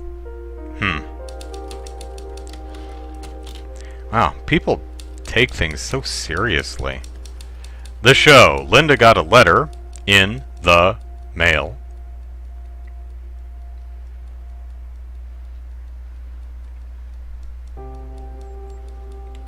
Big news, Barb. I'm putting on a show. Can you believe it? I've already got butterflies. It's been so long. I'm glad it's a small gallery so I can ease my way back into things a bit. And I want to do it right. I'd forgotten how much work goes into things that aren't painting when it's time to put on a gallery. You know I could never stand all the logistical rigmarole. Plus I have a piece I really want to finish before the show. So much to do. I want to take it seriously and go through the whole process though, because if the show goes well, who knows? Hope to hear from you, and hope you can come, of course. Yours always, Linda.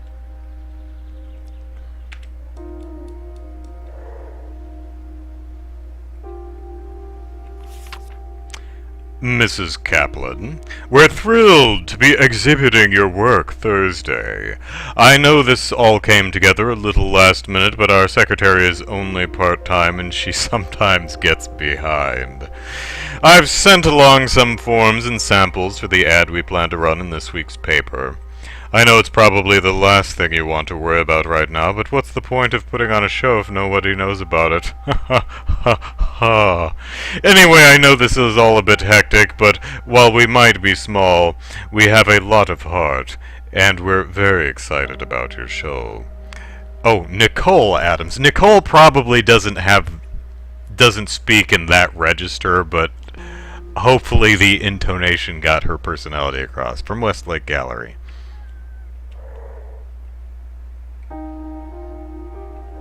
Whoop, that's not what. Whoop, whoop. Cool. Where is it? Wait. Did I spook him? Is he spooked? He's suspicious, I'm gonna okay. find it.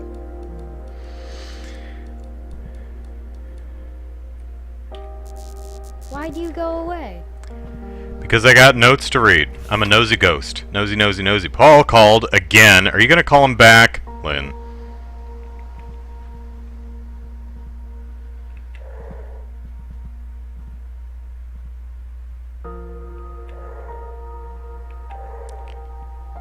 Hey, Lynn, what's up? What do you need to talk about? Alright, what you painting? Oh, a bird in a cage. What could that represent? Your art's not very subtle, Linda. Has it been 5 years already? I still remember the thought that blindsided me when I saw Tommy for the first time. He's my new creative work. TJ gave me such a look when I told her I was going to cut back on my painting, but she doesn't have any kids, so there's no way she could understand. It's hard to top creating an entire person. Maybe That's she thought Dan not how it works, but, you know. That would have been a very short conversation. Still, I can't ignore the fact that it's time to figure out what on hold means. What would it look like to go back full-time? Do I want to? Yeah, that's what children are, you know. Little dream crushers. Did you have plans? Did you have things you wanted to do? Tough shit. I don't have kids, if anyone was wondering. Oh, the light's off. That's why I can't.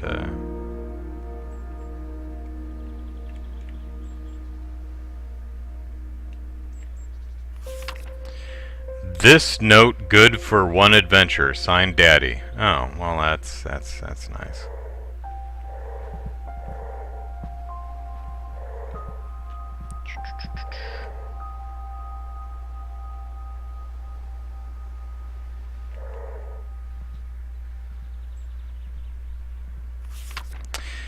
In arts and entertainment news, the Westlake Gallery has announced a show by visiting artist Linda Kaplan, a resident of Laurenton. Mrs. Kaplan is visiting the coast with her family and has completed a new series she describes as an expression of restrained emotion using society's imposition on nature as a lens. Details of the show will be forthcoming. Local art enthusiasts will be doubly pleased to learn that the community center will be. Oh, thank God, the community center will be. That's very existential. But will the community center be? Yes, yes. You may put your oh, she's gonna sit in a chair. Look at that. You may put your mind at ease. The community center will indeed be.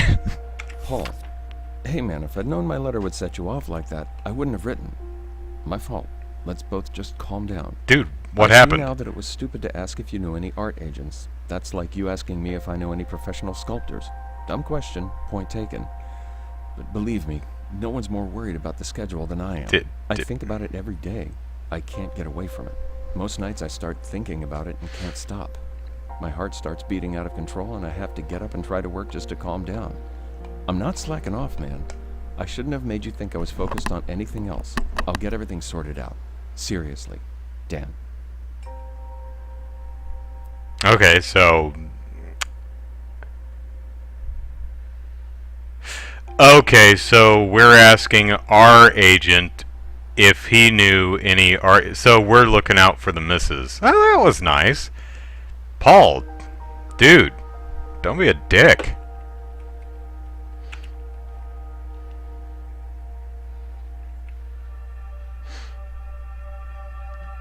I'm sitting over here thinking about myself sitting over here.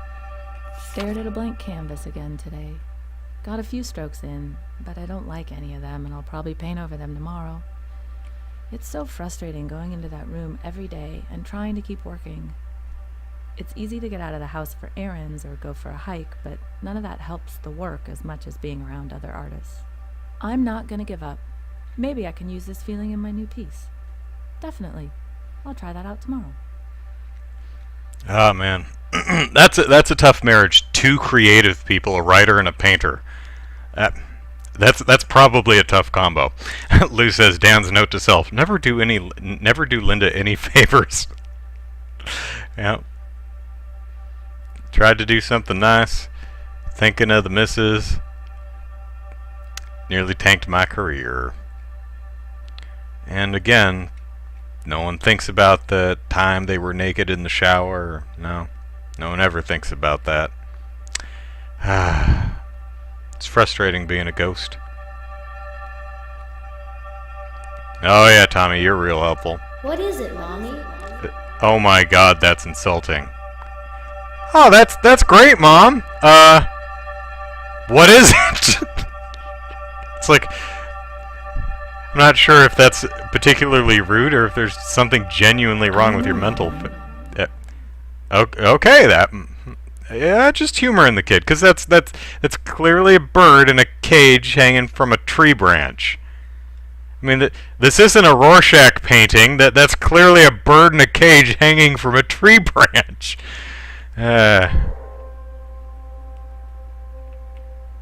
Dan could take care of the promo forms on the coffee table.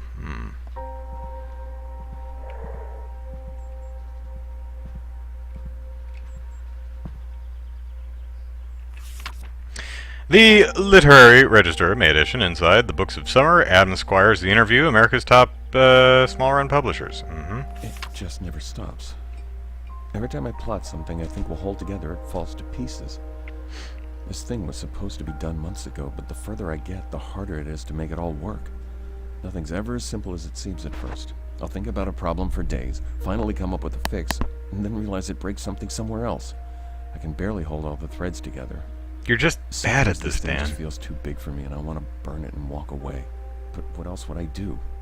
And the deadlines don't help either. I can't think harder or faster. This stuff comes when it comes, and getting stressed out about it just makes it harder to get the words down. Like right now, I'm writing about the thing instead of working on the thing. Damn it, Dan, get to work. And try not to think about the fact that Stephen King writes 4 books a year. Brian says, are we ever going to get any backstory on this ghost? It seems kind of disconnected from the story so far. Lou says, and do you want to know what the cage symbolizes, Tommy? Yeah, I'm wondering that myself.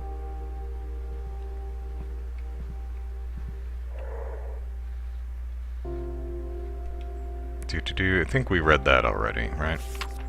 Yeah, that's the adventure.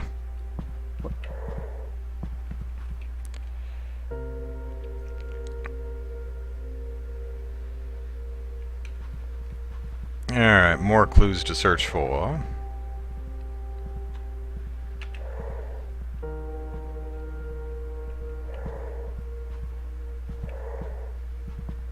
Stay out of my room, Tommy.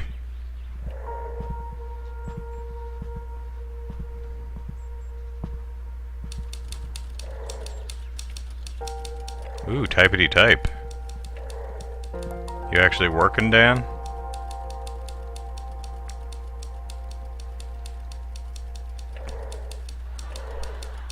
Yeah, look at you go. Maybe if I skip dinner I can get some work done.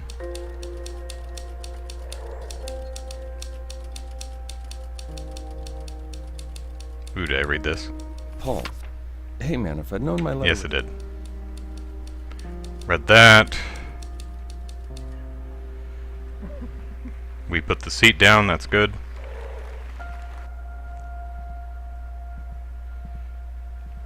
Okay.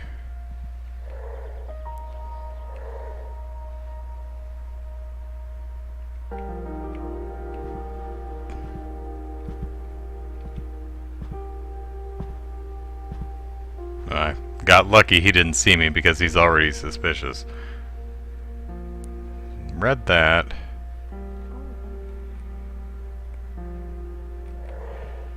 Alright, what am I missing and where is it?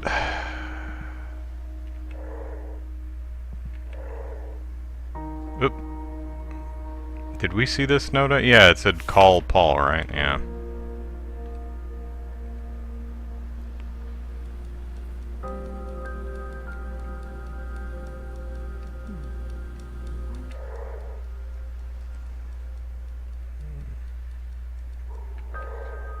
Did we read this? Big news, Barb. I'm putting on a show. Yes, Can we you did. believe it?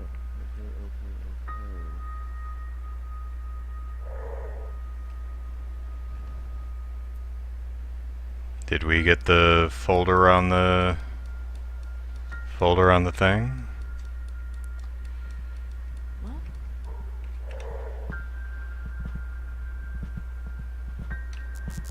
The light Broke again.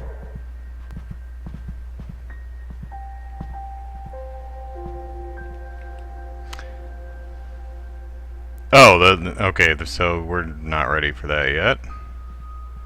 Those are just the forms to choose a thingy. Why did do that? Lou says, I'm worried about the level of hygiene in this family. Do they ever wash? I don't know.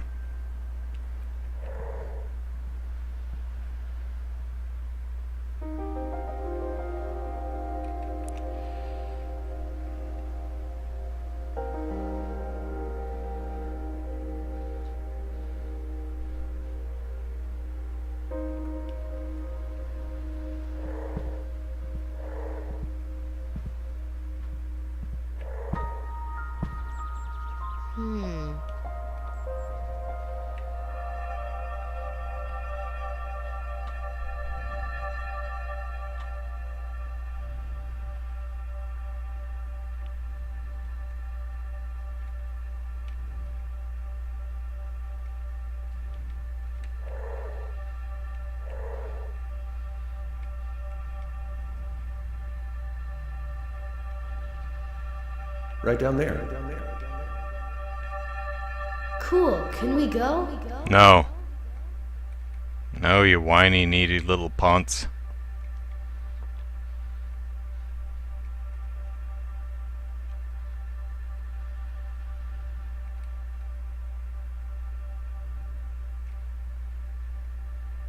I know you got another memory. Where is it? I will find it. Up there. Yeah, thinking to myself on the floor again. And this again. Boy, this kid is boring. You're the most boring child. Yep. No, gotta back up a little bit. Take my bucket to the beach with Daddy. The great Dadu. Where's Dan? You in here, Dan? Oh, hey, Dan.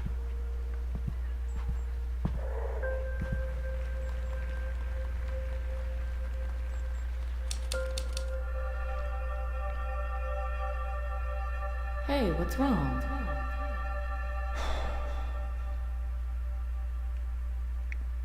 Can you guess, Linda? Can you guess what's wrong?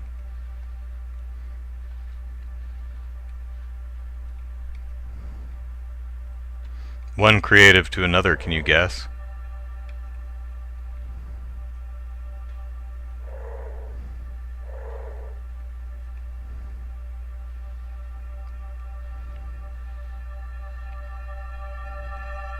Just got back from town with the latest issue. Flipped to the back and there it was. My book in the up next column. Stared at it for 5 minutes. Feeling in my stomach was not pleasant. But now it's out there. It's terrifying and irreversible. Maybe I should have placed a full ad. But even like this, the book is out there. Thousands of people are going to read that list. To them, the book is exactly what they want it to be. Some finished, beautiful thing. If only they could see it right now. A bunch of jigsaw pieces on the floor. And I've got to put them all together. Fast.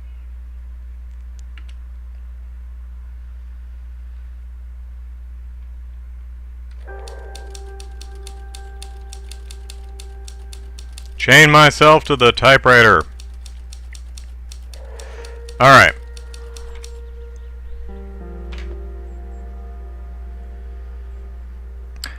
So I'm thinking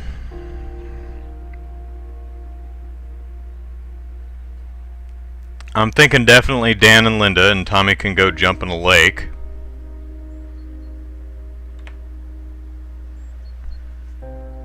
I think we'll prioritize Dan because I have more faith in Linda's artistic ability to pull off her show than I do with Dan actually finishing his damn book. So I think that's what we'll do. Of course, he's currently in front of the damn typewriter, so we do have to wait for him to leave.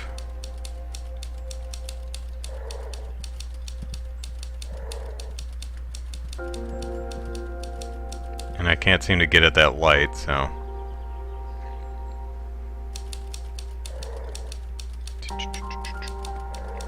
Alright, hey Dan. Yep, and she's coming in, for crying out loud. Oh my god, the light again. Yeah, I didn't think Dan would hear it. Dude, how about now? Again? Yeah, we gotta check on that one. Okay. Toot toot toot toot toot.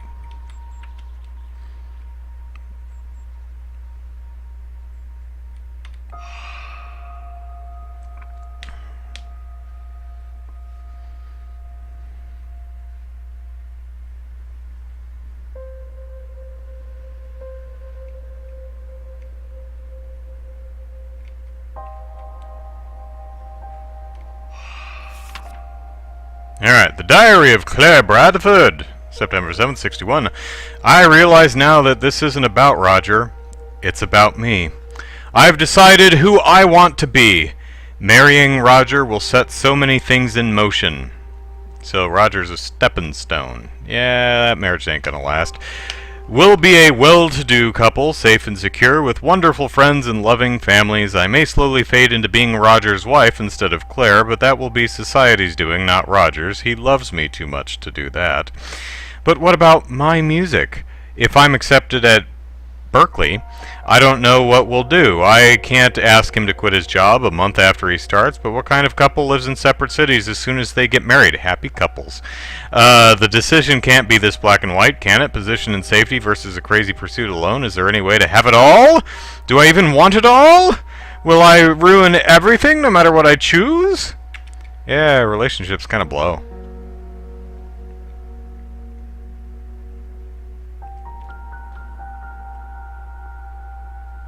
Hey, Echo! Going alright? No one ever thinks of calling out the electrician for the lights. Yeah. Hey Dan, hey Linda.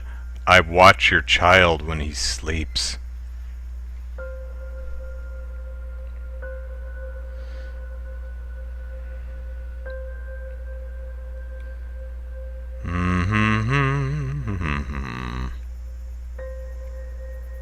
Really? Only one little letter? Usually there's two, right?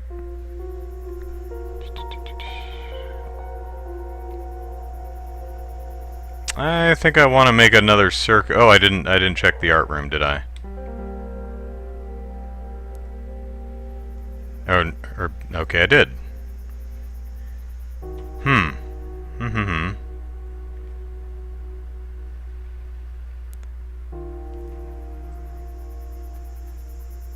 Okay. So we've got the one diary entry right there. And is... Really? That's it for this chapter? Huh.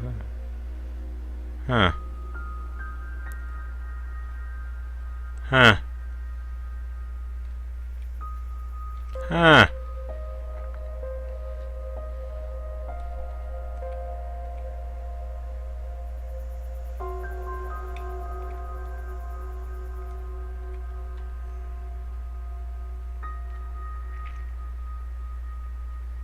Well, I guess it was just the one.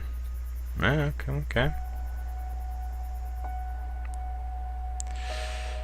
Alright, unless it's in the bathtub.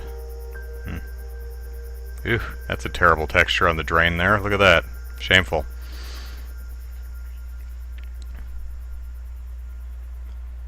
Oh, hey, look. There it is. Diary of Claire Bradford, September 8th, 61. Roger and I talked everything over today, and it was a mistake to speak so soon. Never talk to your spouse, fiance, whatever. I should have never brought any of this up without making my mind up first, and I've only made things more difficult.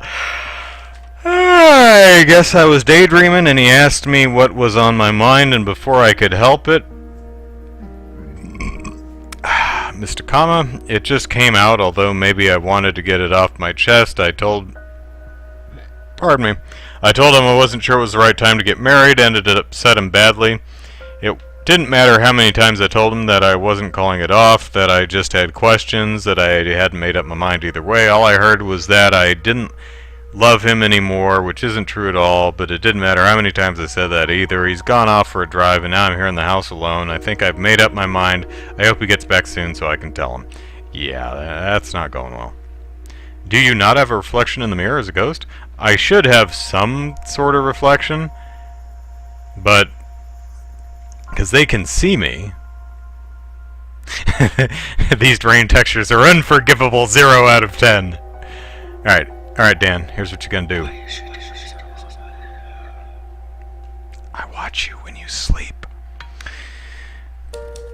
Dan couldn't get past the thought that missing yet another deadline would drive one more nail into his career's coffin, so he holed up in his office and wrote all weekend. He found a rhythm and stayed with it as long as he could, eating meals at his desk instead of with his family. The non-stop clacking of the typewriter filled the house and drove his family to distraction.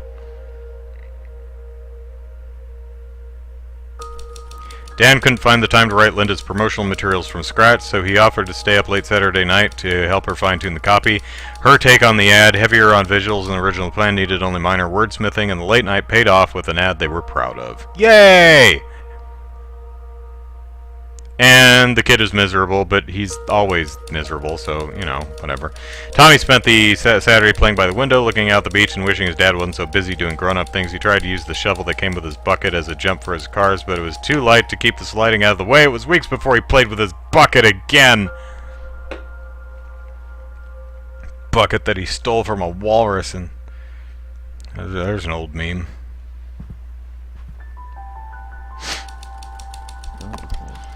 The bottle.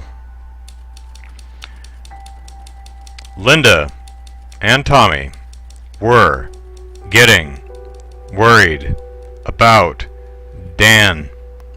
Okay, Dan, maybe if you typed a little, learn to type faster, that would help. Oh, hey, it's nighttime. What the biscuits is that?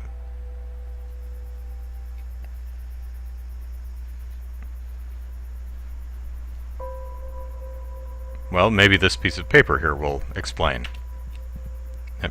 Explain!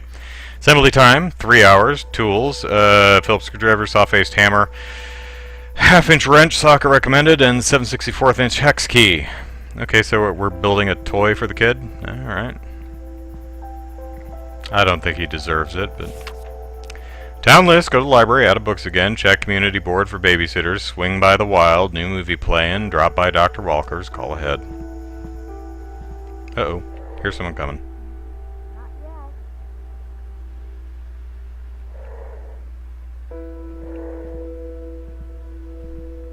Note on the wall.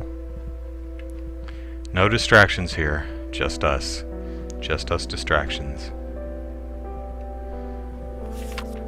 Trash bags, aspirin, salad dressing, beer case, popcorn, Ogburn. I don't know what that is. Chat, tell me what Ogburn is.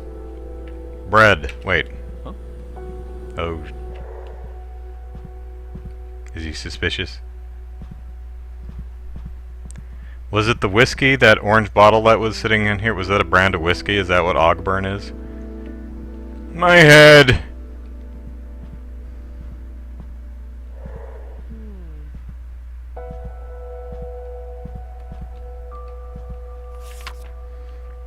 Daddy loves his typewriter more than me, and his bottle of alcohol. Well, yeah. My bottle of alcohol doesn't complain all the time.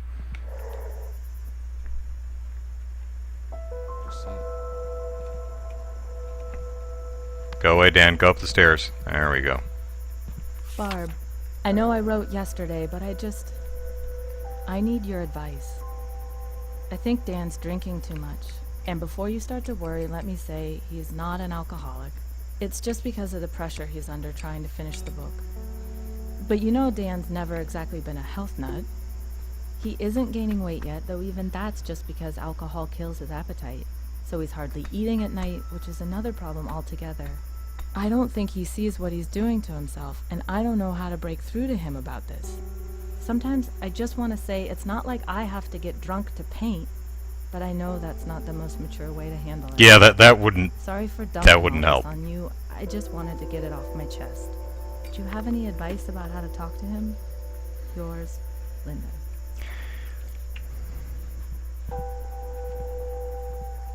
It's so loud last night. I hope we didn't wake up Tommy. Lou says, why is all the entertainment for the kids so time-consuming? Just put them in front of the television. Yeah, seriously.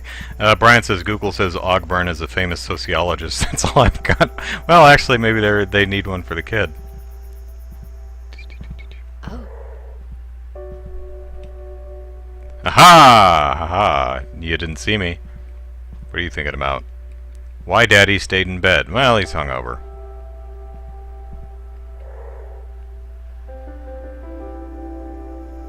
Okay, anything worth looking at in here? Oh, my head!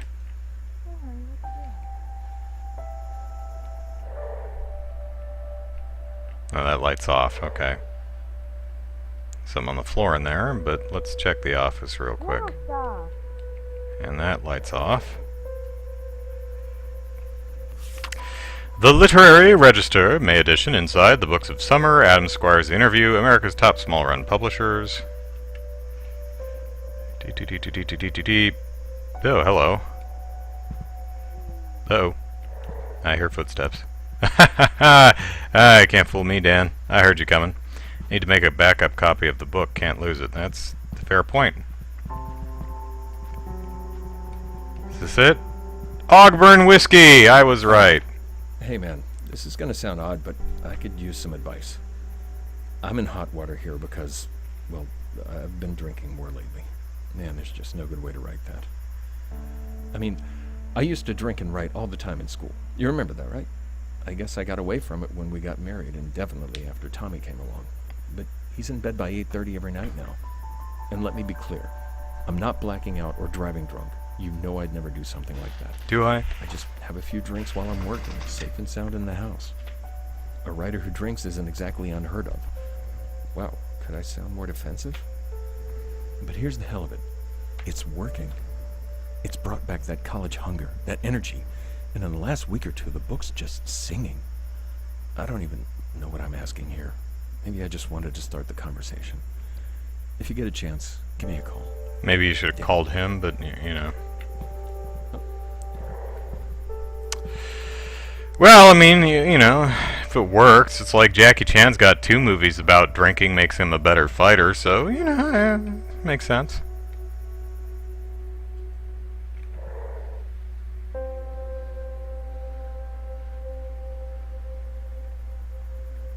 Anything over here? Anything in here? No, okay. Write drunk, edit sober. Apparently Hemingway said that. Or maybe someone else did. It doesn't matter, because it's true. To write, you have to be fearless. You have to make choices and plow forward.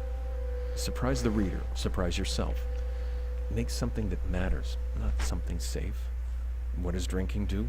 It suppresses inhibitions. Yeah, there are typos, but that's what copy editors are for, and it's not like I'm drinking all day. I'm fixing most of this stuff myself each morning. Or early afternoon, I guess. I'm not stumbling around drunk all day and pissing myself. I'm trying to create something they'll remember me by. No one can imagine how stressful it is unless they've tried it. The pressure's so bad, I just want to give up sometimes. And those nights a drink is the only way to turn my mind off and get some sleep. When the book is done, I'll dial it back. When the book is done next December, buddy, it's July. Lou says that picture of Dan hung over in bed made me legitimately laugh. That was pretty good. Alright, more memories, search the house, and okay, so we can mind jack Dan and Tommy.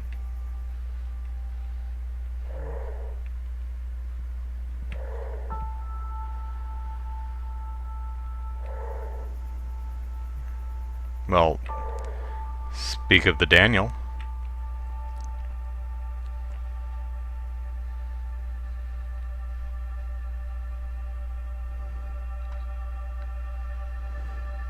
Oh, you've taken after Linda there, Dan. Did it. Got it to Paul on Monday and just about dropped on the spot. Barely slept Sunday night, but damn it, I got it in. Abject terror is a pretty strong motivator. Linda understood, I guess. She had her own deadline, so at least she could identify, but in the end it was still a choice, and she didn't let me off the hook. Can't blame her, really. Sometimes you just have to make tough calls. That's why they're called tough calls. Ooh. You should write that down, Dan.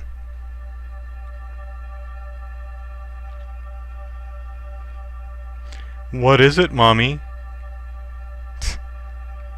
Kid sucks. Trade him in for a new one.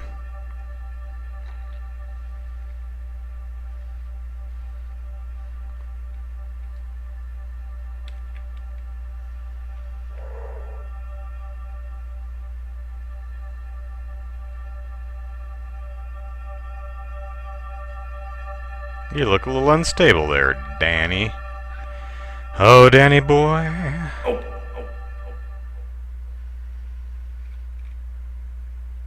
Oh, that's it, huh? Ulp. Alright.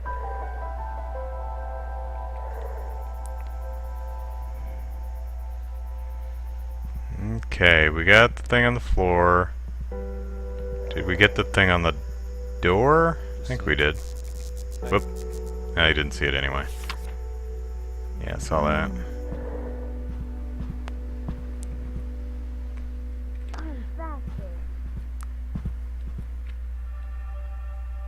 Alright. Hey, Dan. I'm fine. Yeah. Yeah, it's sitting in a chair, alright. Why don't you stop at 2? At AM or PM?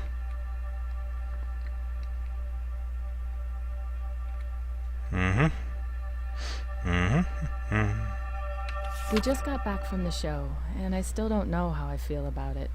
The turnout was okay, and I did sell a piece. I learned a long time ago to never complain about selling anything, no matter how small, so that's good, no matter what. But part of me also feels like the glass was half empty. The promo was okay, but I think the abstract layout was a little too weird for the paper. I really should have gone with more text. Then again, it was good of Dan to have helped with that part at all, so who knows how bad it would have been without that. I guess I was most excited to see what kind of feelings the show would bring back up, and it was just too half-hearted to know.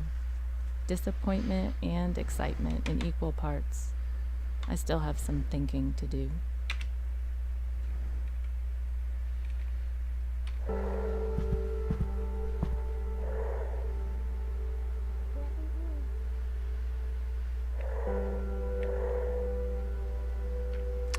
That's the grocery list.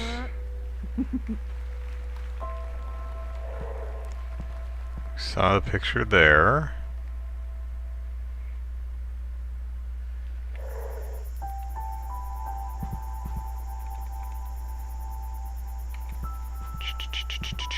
Yep, missed him.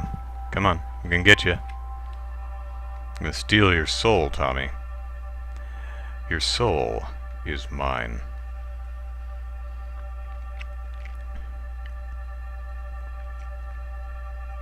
Oh, what's he looking at? Huh. But he promised. If he doesn't do it, I'll help you, honey. Oh, we promised. Shoot. Darn promises. Gotta keep them and stuff.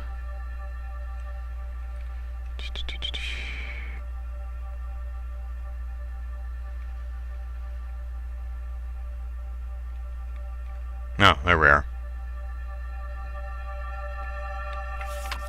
Oh my god, this again. I really don't like this kid. Daddy was too sad to put together my car. Oh, putting together the car, right, okay. Sure. Here we go.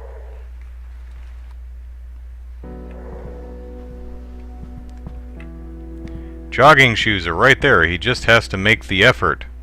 Okay. I think I know where the shoes are. They're in the bedroom upstairs. They're right here, right? Yeah. Oop, there you are. Oh dear. Pour a bourbon and work on the apartment scene. No, buddy, I think you've had enough to drink. So, alright, so Dan, we should encourage him to drink more. Linda, we should encourage him to take a jog. And so I'm thinking we'll do Linda's thing and then put together his car. Because as much progress as he's making, he's having a problem. And even he knows it. That's why he's reaching out for it. So, whoop, that was the wrong button. No, this one. There we go. PC games. Ugh.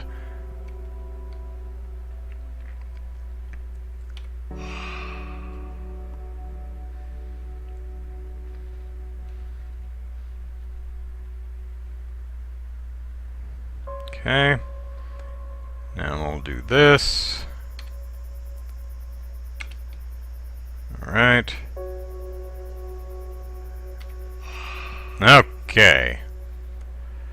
Alright, let's find our diary entries. And then we'll tell Dan our decision for him. Oh, they're both in the kitchen, okay. Diary of K. Williams, May 8th, 1952. Jay is gone, and I am alone. That is the sum of it. No other thought enters my mind. Wed 38 years, now alone. A senseless accident has taken Jay from me. What I should do with myself I do not know. Money is no worry. Time, that is the thing. There is so much of it still ahead of me. I've been blessed with health, but that blessing is now a curse. It is nothing more than the curse of time alone. Without Jay. I attempt to look ahead, but cannot envision a path without Jay. For so long I had no need to imagine one. The children do not understand why I have come to this house alone, as they cannot understand my loss. Goodness, Kay. I mean, sorry to hear that Jay kicked the bucket, but goodness. Diary K. Williams, May 1252. I cannot say that I feel better than I did upon arriving, for Jay is still gone. But I do feel a change. Some glimmer of a path is taking form in my mind. I cannot describe it other than a narrowing of thought. Perhaps time alone is to be thanked. Or perhaps it is something else. Something unknown. Today I drove to McClendon's to buy coffee, wine, and vegetables, although I was not due to run short of those for a few days more. I confess I went to hear human voices, to be around the living. I conversed with a pleasant couple, and it did me no small measure of good. My first words came out as a croak, and I realized I had not spoken in days. A small reminder of my solitary days here, alone with my thoughts, thinking of Jay. Staring at the sea just over the cliff, though I must confess that my gaze always drifts from the sea to the edge of the cliff. Kay needs therapy.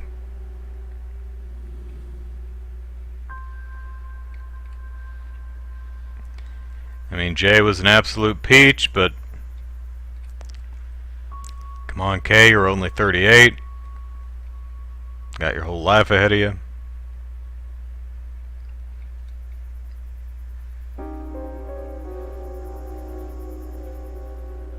Alright, Dan. So here's what I'm thinking.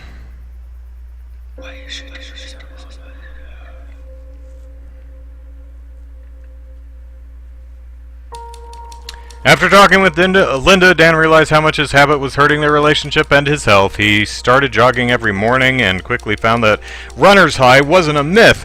Within a week, he was setting an alarm to get up early so he could run on the beach before breakfast, and while he sometimes missed the raw energy of reckless riding, he would have missed his nights with Linda even more. When Dan still hadn't put the pedal car together, Linda stepped in and began working on it with Tommy. Dan heard them, felt a pang of shame about his regular hangovers, and came down to join in. They completed the project as a family, and although Tommy was hurt that it had taken so long for his father to help, he was happy to finally have his toy, because that's what's most important. My toys.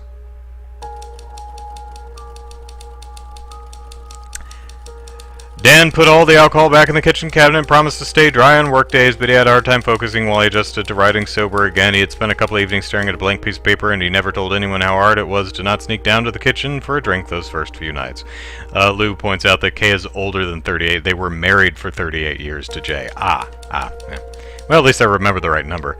As July came to an end, the Kaplan's lives had developed a pattern.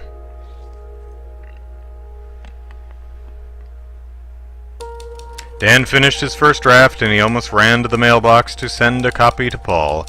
He knew it was good, and he wanted to show his agent that he was close to something great. If he could just keep it together a little longer, he would have a book he was proud of, and this would have been done 2 months ago if he didn't have children. 3 months ago if we weren't married. And on the following Tuesday, Tommy put on an art show in the den, explaining his drawings to his parents one by one. Dan made sure to ask questions and engage his son, who was more than happy to elaborate on his artistic intent. Dan and Linda clapping for each drawing, and by the end of the show, Tommy was beaming. Oh, good. This is my daddy drunk, and this is my daddy hungover, and... Dan and Linda spent the weekend at a bed and breakfast. They relaxed, went hiking, and had a quiet dinner at the corner table of a small restaurant down the street. Afterward, they walked home hand in hand like they were 21 again, content and in love. Well, are we at the end of the game? That was a lot of story there. They still had a month left, but Dan's chances to change the course of the summer were growing fewer. Oh, so, okay, we do have another month. Alright, cool.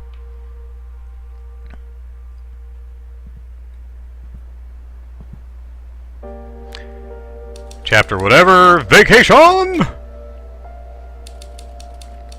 It was summer, and summer was the time. I hear someone shuffling about. Anyone coming in? Am I safe? Is it safe? Home to a stunning display of natural beauty, Ochoko National Forest is a perfect destination for hunters, wilderness enthusiasts, and weekend campers alike. One-of-a-kind rock formations provide exciting challenges for climbers. The many canyons offer scenic hiking experiences, and the swimming opportunities are many. Pardon me. Located less than 5 hours from Portland and less than 6 from the Central Coast, Ochoko is perfect for a summer getaway. For more information or to request a brochure, please call the ranger station at ellipses. So we came here to get away, and now we're going to get away from the place we came to get away. Okay. Nothing over here, nothing on the door. Oh, here's the pedal car. Isn't it cute? Yes. He never plays with the damn thing. Whined and whined and whined and never plays with it. Kids, I tell you. Blast off at Booster Bay! Come enjoy all the excitement of Booster Bay this weekend. We have a very special discount for all the young astronauts. I don't know why I keep grabbing this because it's been empty for like an hour. Very special discount for all the young astronauts out there, children under the age of 12 who bring their official Booster Bay Astrojet get free admission to the park. So, kids under 12 who bring their official Booster Bay Astrojet get free admission to the park. Now the question is, how much is an admission ticket for a kid under 12, and how much does a Booster Bay Astrojet cost? Because I'm thinking it's probably like for kids under 12, it's like $8, and then the Booster Bay, the official, mind you, Booster Bay Astrojet probably costs like $24.99. I see what you're doing there, Booster Bay. Don't think I don't. Friggin' scammers. Let's see. Take a flight to remember on our world-famous rocket coaster. Explore the inner workings of 3 model spacecraft in our educational city in the sky. Treat yourself to burgers, ice cream, cosmic cotton candy, and more in the food court of the future. There's never been a better time to visit Booster Bay, and you can't beat the price.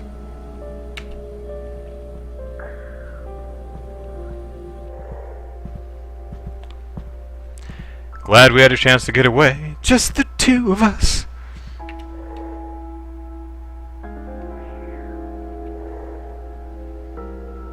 Anne, what's the latest with you? I hope you're doing better than I am. I'm going a little stir crazy. Dan loves it here, but he's just riding all day long, so he could be anywhere. I could use a change of scenery. I've walked every trail in the woods and even started a few of my own. It's great getting away from the city, but I wouldn't exactly call this roughing it. Tommy's certainly having a good time exploring the woods. Sometimes we go together, and if I'm in the studio, he knows he can play outside where I can see him, and to stay away from the cliff. Do you remember when we were kids trying to jump the creek in the woods behind the house? I think Tommy's getting into that phase now, climbing trees and all that. Oops, I got a little carried away there. You probably don't need to hear about all of our outdoor adventures. Sorry about that. Well, let me know how you're doing. Love, Linda.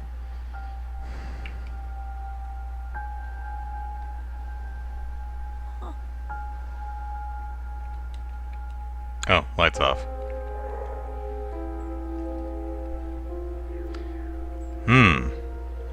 Bob Ross would be proud. 3 days in, I'm still trying to figure out where to take the new piece. It's changing as I go, which is always exciting and sort of the point, but this one feels a little aimless. I keep snapping out of a daze and realizing I've been staring out the window for 5 minutes instead of working. When we first got here, I was excited to have a studio with so many windows and so much natural light, but now it feels almost like a cage. Why be this close to nature but not be, well, in it? Take your easel Actually, outside. cage isn't the right word. This place is beautiful, and there are so many more trees than back home. I guess it's more of a reminder when it's right there the whole time, not just an idea or something for the weekend. Anyway, back to the painting. I'm not going to get anything done on it sitting here writing.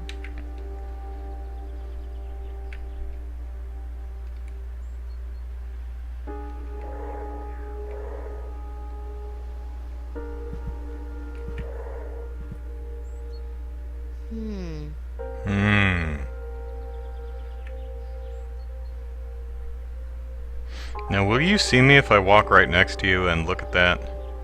Probably will. How about if I do one of these? Ooh, it's broke.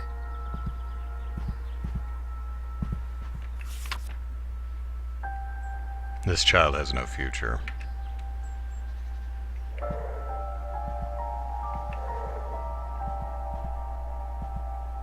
Oh, shoes moved.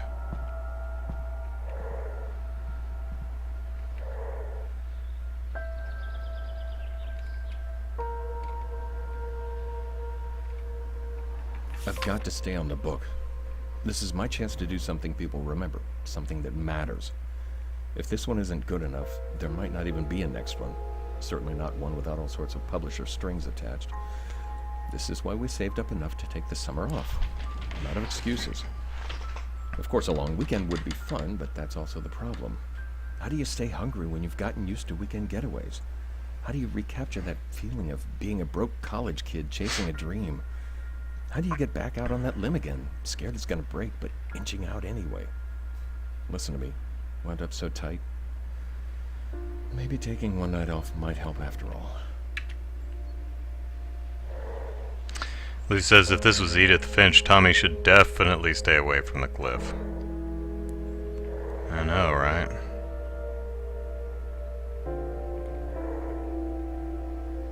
Whoa, we got notes. Got notes all over the place. Alright, May edition, the literary register. Inside the book summarized the top. Okay, same thing. Uh-oh. Who's coming from where? Oh, it's the kid. Go downstairs. Yeah.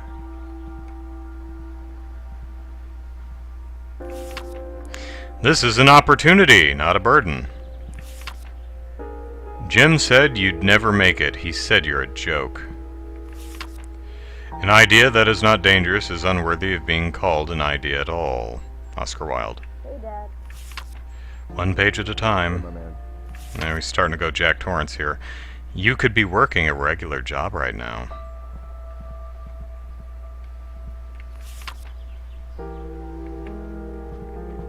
Penny, thanks so much for your letter. It made my day. Tramer's Way came out a while ago now, so I don't get letters like this too often. Writing can be a pretty isolating profession at times, which makes it a big boost to hear that someone out there is getting something from my work. Your support means the world to me. To answer your question, I'm indeed in the midst of writing a new book. I don't have a title or a release date yet, but I'm plugging away on it slowly but surely. I plan to finish it by the end of summer, and I truly hope you enjoy it when it comes out. Thanks again for your kind words. Dan Kaplan. Fan mail! We are somebody. Stay out of your office, Dan. I'm busy. Don't make me break your lights. Dan, what did I just say, Dan? Yeah, you keep walking, Dan. You just keep walking. That's right. Step, Dan. Step. Alright. Do not fear death so much, but rather the inadequate life. Bertolt Brecht. Alright. Okay, we found our clues. Now we need to search some memories. Come back, Dan. I need to search your memory.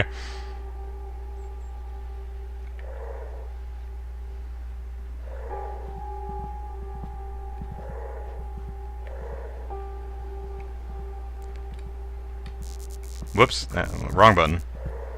But that's okay.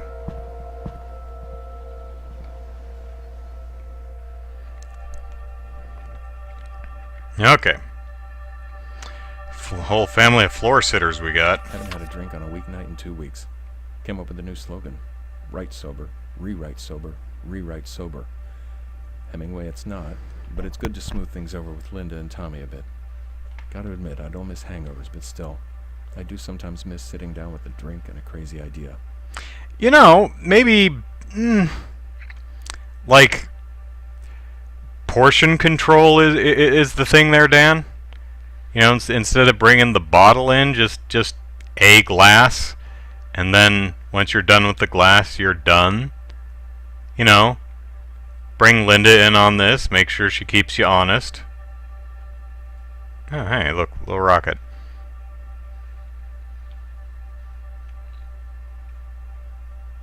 I don't know. I don't drink, so... But them's my thoughts. Lou says Penny is Dan's #1 fan who's going to kidnap him and chop off his foot. How was work? You know, could always be better. Yeah, for those that don't know, I'm sure most of you... Is this one? Yeah. Recognize the reference to Annie Wilkes, I think, in Misery. But I would imagine probably most are familiar with the movie rather than the book. In the movie, of course, there's that very memorable scene where she has a James Caan strapped to a bed, puts a block between his ankles, and then smacks his feet with a sledgehammer. In the book, she actually chops off his foot. So, a little bit of a difference there. For some reason, you know, the most memorable thing about the book for me was actually a twofold. The writer, who's the name of the writer I don't remember, but the keys on the typewriter Annie gives him keeps breaking, and King writes, shows the pages he's writing, and as the typewriter keeps breaking, more letters are missing and penciled in. That must have been a real pain in the ass to actually do, but it's a cool touch. But the thing that I remember most about the book is it's the only example of a book I can think of that has a single word chapter, and one of the chapters is a single word, and it's rinse. Dan And it's I effective, had a great too. talk tonight after Tommy went to bed. I could tell it was hard for him, but he admitted that his drinking had gotten out of hand. I guess sometimes you just need to hear it from someone else. He even gave jogging a shot, and I think that might have been the biggest wake-up call. He couldn't even get through half a mile without being winded. He's sticking with it, though, and I'm glad we have our nights back again. Lou's never seen the movie. I actually saw it in the theater. It's good. I'm going out for a hike. Bye bye. Oh, Okay, be safe. is that all of them? Yeah. All right, now we need the boy. Oh shoot, I could go camping. That's why I brought my camping pack. Right. I forgot to go get the. We gotta possess the boy, but we also need to see what Dan's thinking. You up here, Dan? Where are you? Grab firewood, build a bonfire, and camp on the beach. Oh, they both want to go camping. Alright. Where's the boy? Where's the boy?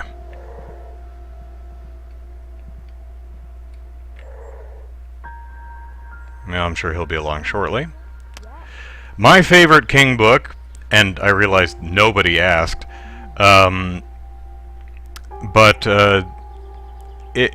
favorite book of Stephen King is one that I never hear anyone else, one, mention as their favorite, or two, ever mention ever. And I'm not saying this just to be, I have very specific eclectic taste. Eyes of the Dragon is my favorite King work. There he is.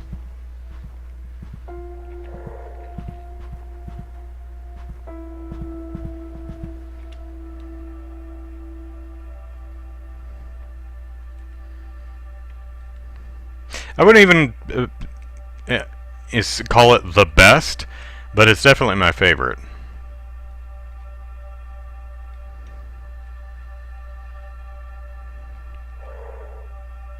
Oh, hey.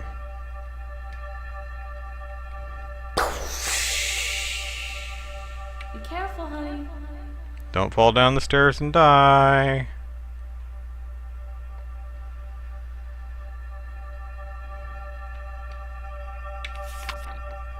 Oh my god, just keeps drawing that same damn picture. Huh? They said my rocket makes it free at Booster Bay. Well, Brian says, not familiar with that King book. What's it about? A writer in Maine who encounters something spooky? Eyes of the Dragon? No, it's like a medieval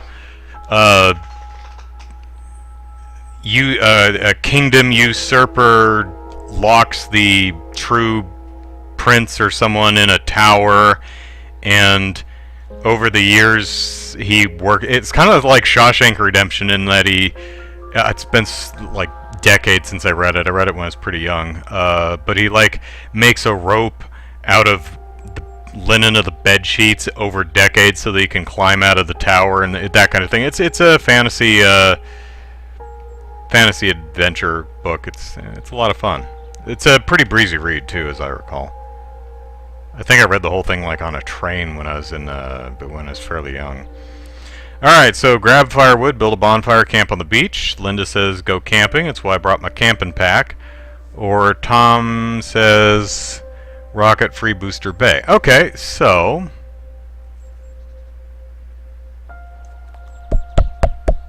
both Dan and Linda want to go camping, so I feel like we're in a pretty good position to accommodate Dan or Linda and then do Tommy. So who should we primary, Dan or Linda? Grab firewood, build a bonfire, and camp on the beach. I'd actually rather go with Linda's idea of backpacking. That's a personal thing, though. Alright, let's Linda and Tommy it. Wait, wasn't his rocket, like, right over there? Oh, it was, yeah, it is. It's behind the thing. Alright, her backpack is it in her room? I think it is. It's over here, right? Yeah, there it is.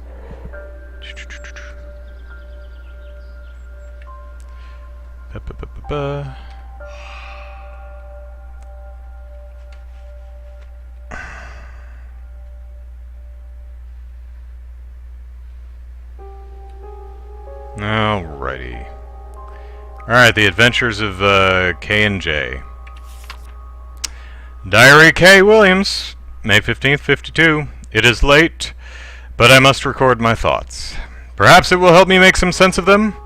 I should not say thoughts, as there is only one thought in my mind. I look back but a week, and see that when I arrived my only thought was of Jay being gone. That sad thought has been replaced by another.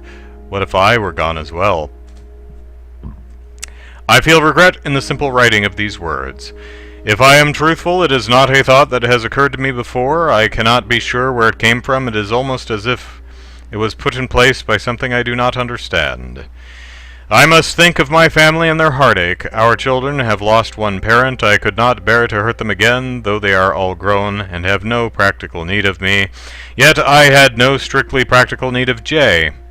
And look at where that loss has left me. Perhaps I will venture into town tomorrow. Maybe some stranger, unknowing, will show me some kindness, some small thing that plants a seed of hope. Goodness, this is getting dark. Well, I hope Jay ends up okay.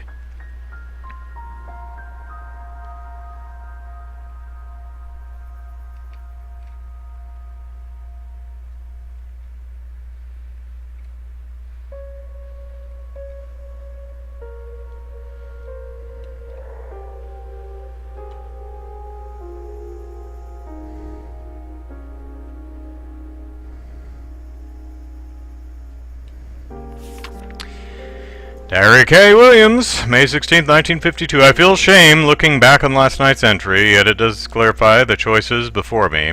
I can walk to the cliff, close my eyes, lean forward, and be done. It would not be hard. The ground would be, though. Or I can find a path forward without Jay. I hold no hope that I will find another love in the autumn and winter of my life, but perhaps there is a peace to be found. I went into town this morning and stopped at the cafe. I sat at a sidewalk table and sipped coffee, watching people pass now and then as they lived their lives. I will never think of my time in this house fondly. The circumstances make such a remembrance an impossibility. But I know that my time here has allowed me to part the fog that clouded my mind when I arrived. I now know that there are two paths for me. All that is left is to choose. Heavens to Betsy. Oh, hey. Full moon. This is what you should do, Dan.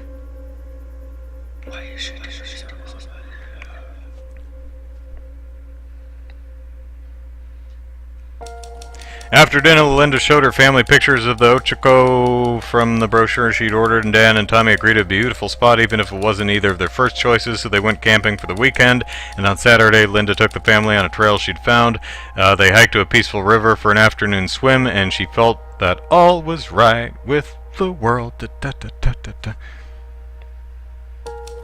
Tommy was so proud of finding the free admission special for the Booster Bay that it hurt him even more when they didn't go. He couldn't understand why... Did I forget to do the rocket thing? I forgot to do the rocket thing, didn't I?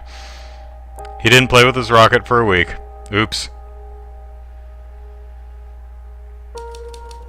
Dan tried to work by jotting ideas in his notebook during the weekend's few spare moments, but it was no use. The break in routine disrupted his rhythm, and on the drive home he got so lost in thought trying to remember where he'd left off that he drifted off the road and almost crashed the car. Oh, I have done it bad here. See, it's not what you intended to do, it's what you done did. Catching up. When Tommy continued to struggle with... Alright. Barb, sorry it's been so long since I've written. Things have been hectic around here, and I'm trying to figure out a way to get things back on track. I don't really want to get into it, but we're getting pulled in a lot of different directions right now. Nothing hurtful, just competing priorities, I guess. Although those can get worse and worse over time. I mean, Dan and I, before we got up here, you know we'd started to drift. Look at that. I said I didn't want to get into it, and I did anyway. Enough about me. Please tell me you're doing well, and I hope this doesn't stress you out too much. I promise to write a happier letter soon. Yours always, Linda. Yep. Lou points out I'm a bad, bad ghost. Yeah. Mr. and Mrs. Kaplan, I want to stress that it's perfectly normal for some children to fall behind in a specific area. Tommy may be struggling with reading comprehension, but his verbal and visual abilities are excellent. That said, he won't catch up on his own. He will need support from both of you. I recommend that you do the attached exercises with Tommy every weekday morning for 1 to 2 hours. He'll be unable to focus extensively on these for 2 straight hours. So you'll need to take intermittent breaks, but use your judgment and stay with it as long as you feel he can stay engaged. I suggest that you do your sessions in the morning before he tires himself out and becomes distracted. I feel confident that with a supportive environment and dedicated exercise, he will catch up to the other children in his class. Please be in touch if you have any questions. Dr. Donald Samuels.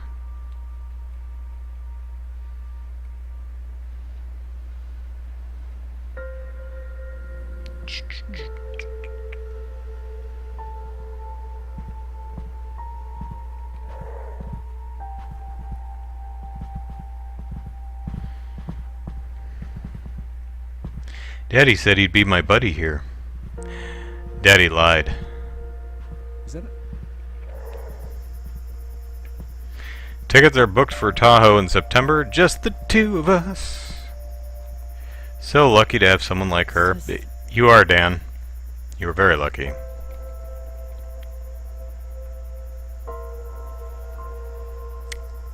Don't mind saying, Linda, don't like that one. Dan and I had a good conversation today. Well, we'll have to wait and see if it was actually good, but I feel like I got my point across about family time. We just went camping. I'm afraid on the little things lately, and it reminded me of something Anne said one time. Love is a behavior, not an emotion. If something's important to you, you show it with your actions.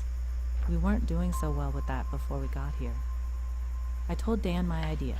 I want us all to eat together at 7 every night, with family time after that. Tommy's wiped out by 8:30, so we get a solid hour and Tommy's a half as a lame. family, and then Dan and I could have the rest of the night to ourselves. And I think 7's a reasonable request. The rest of the working world knocks off at 5, right? It doesn't really matter what we do with the time, just that we spend it together. It's easy to make excuses when you've got a lot going on, which is why patterns help. I hope he feels the same way.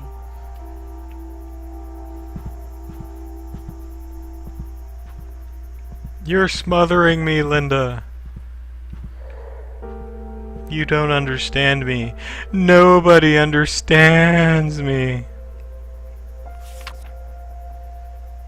So, we don't like the rabbit book? Was it the big book of bunny suicides? Is that what that was? Oh, he's being bullied at school. Well, we're a ghost.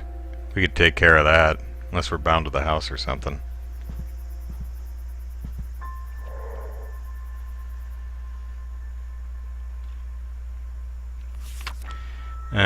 Same thing.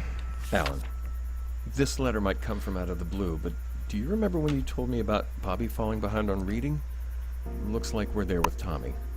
We knew he was struggling when we came up here, but his teacher gave us a list of books for him to work on over the break and said we should see how he responded to the change in environment. She gave us a few sample readings and told us to keep an eye on how he was grasping the concepts. Tommy still isn't there, and long story short, the pediatrician in town knows a specialist who gave us some exercises to try. They seem pretty straightforward, but I wanted to write and see if you had any tips that helped you guys with Bobby. Damn. Just realized I didn't even ask how you've been. I'm sorry. This stuff is just a lot to think about. Dan.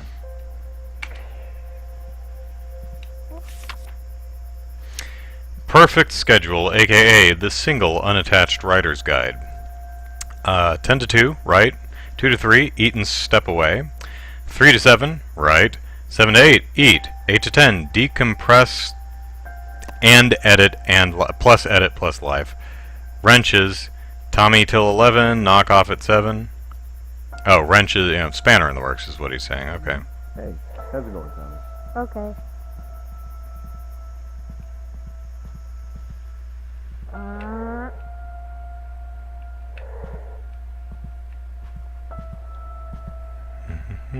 Can't beat me.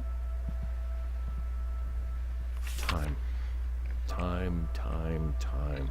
Is on my side. Yes, it is. Sleep. Last night after Linda went to bed, I spent some time, there's that word again, trying to make everything fit. I even drew up a little chart. Not while she's asleep, Dan. Jeez. It doesn't work. Technically, I could still get joke in barely 8 hours, works. assuming I don't eat or need to do anything that's not writing. But what about letters, reading, dealing with Paul? Hell, what about doing the dishes or taking out the trash? Not to mention that knocking off for the day isn't like flipping off a switch. It takes time to crawl out of my head and start functioning like a normal person again. And I can't just split it up into smaller chunks. Sometimes it takes an hour of false starts just to get going on anything usable, and stopping just sends the whole process right back to square one. Something's got to give.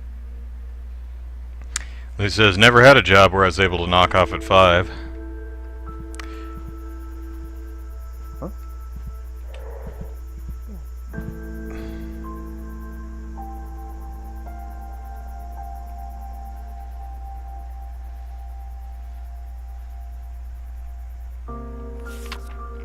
Lonnie learns letters. Age 4 to 6. 12 chapters of reading comprehension exercise. Okay, so that's the Blue Bunny book that Tommy was Xing out in his drawing.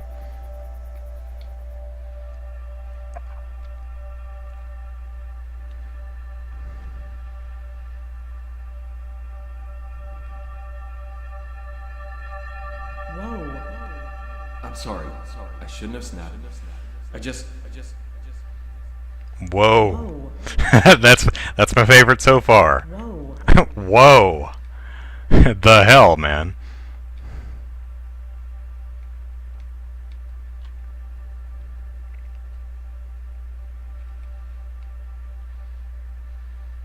See, I live a charmed life.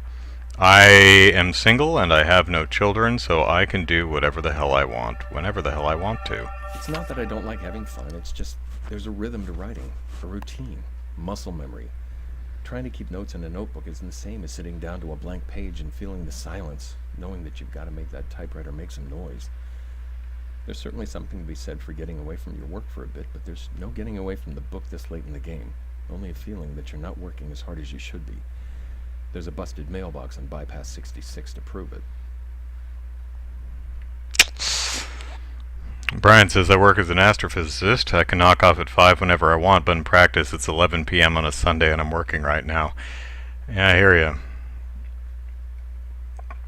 I got up Monday morning last week and, okay.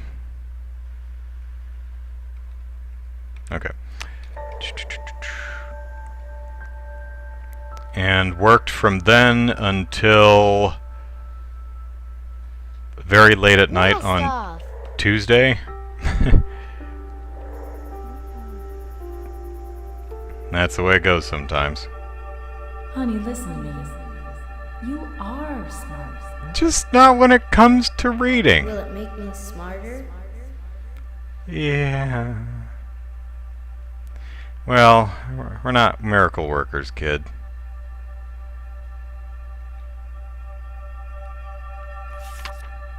Jesus, that again. You got daddy issues, kids. I got it. Whoop. Honey, I keep listen to me. forgetting to do this. Okay, man said to do the Lonnie book every morning. Yep.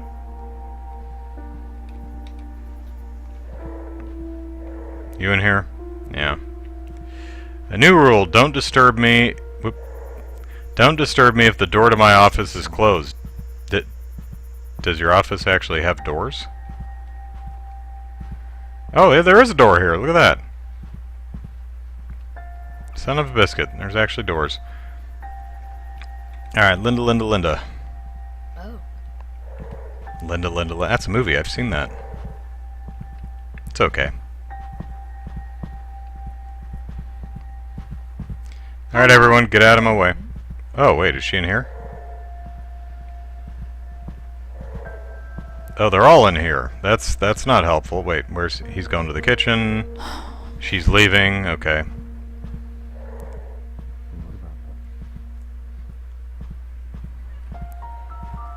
Do. There we go. We barely talked yesterday. Wow, you're right. I guess we've just been so busy.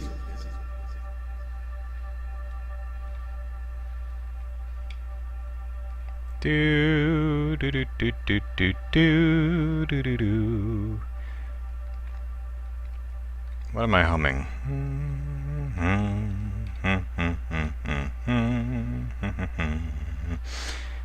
Gargoyles theme song. That's what that is.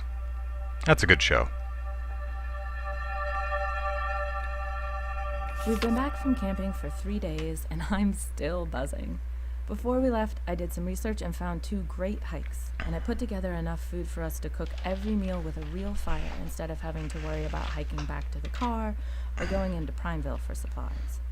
It was just what I needed. Sleeping under the stars, swimming in the lake, exploring new trails, even drinking a few beers by the campfire. Not a soul around but us. Tommy drunk us both under the table.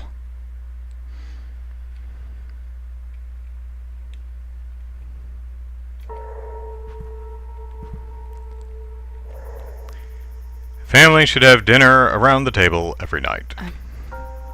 What? Alright.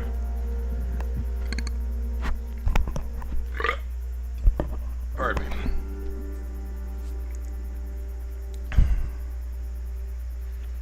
Okay, I think we'll primary Tommy. Because I accidentally screwed him over last time. And then we'll go with Linda. I don't think Dan's rule of shutting himself away from his family is probably the best idea.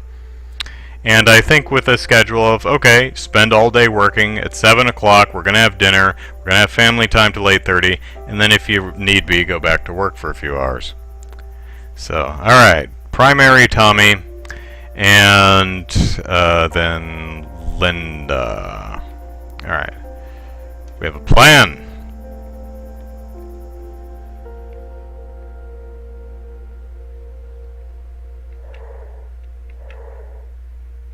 Hey, Dad. Hey, Tom.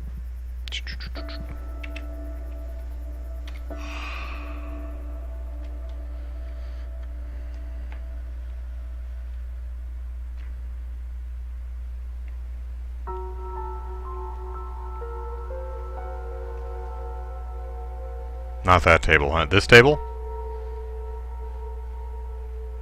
Oh yeah, the...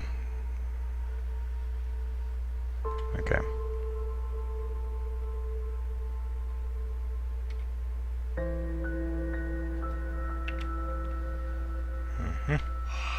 Okay, actually remember to do the compromise this time. Diary of K. Whoa! Shoot. Again, it's empty. It's been empty for a long time. Don't know who's reaching for it, but It's there. May 19th, 52. I have decided, and I am sure of my decision. I do not know which is right or wrong, only that my choice is my own. It took 3 days alone, letting whatever calming influence is here, for I am sure there is something, guide my thoughts. I thought about Jay, and talked with Jay in my mind, and I know that this is right. I cannot think about the path not taken, only the one ahead.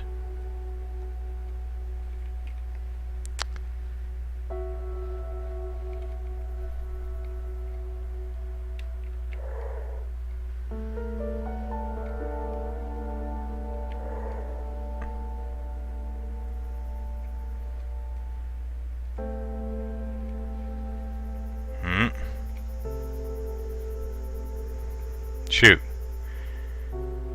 Where's the other one? They always come in twos. Where is it? Where is it?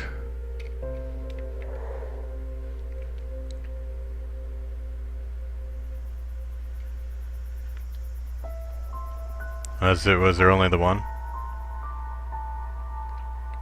Game, you're making me paranoid that I'm missing something.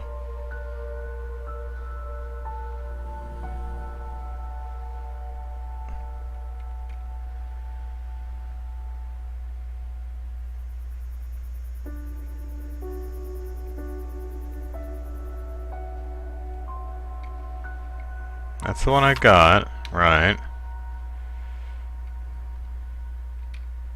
It's in the bathroom? No.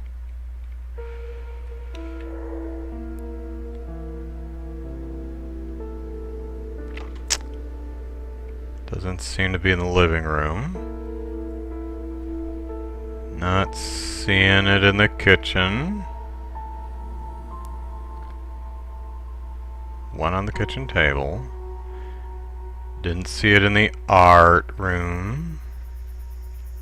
Not over here either.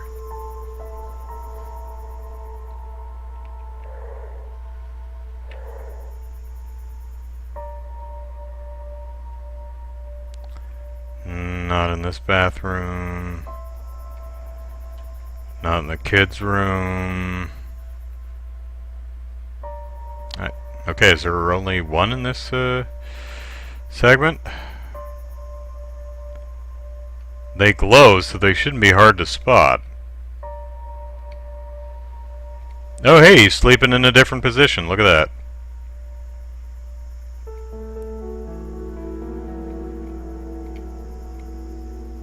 Huh.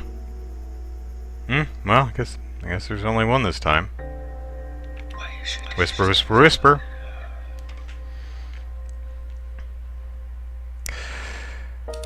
Dan didn't want Tommy to start another school year behind, so he committed to helping the little man for 2 hours every morning. Having both of his parents there helped Tommy's confidence as much as his reading, and their morning practices became an event they all looked forward to.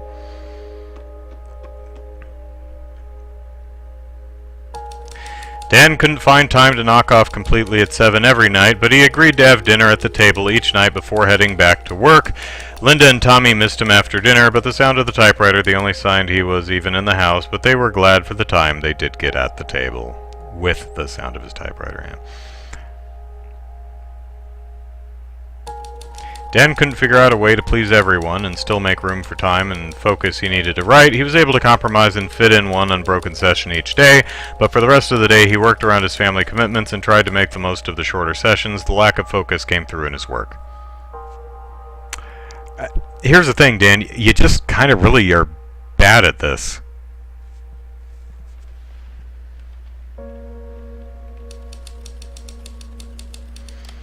The road ahead. The summer came to an end, and Dan faced a difficult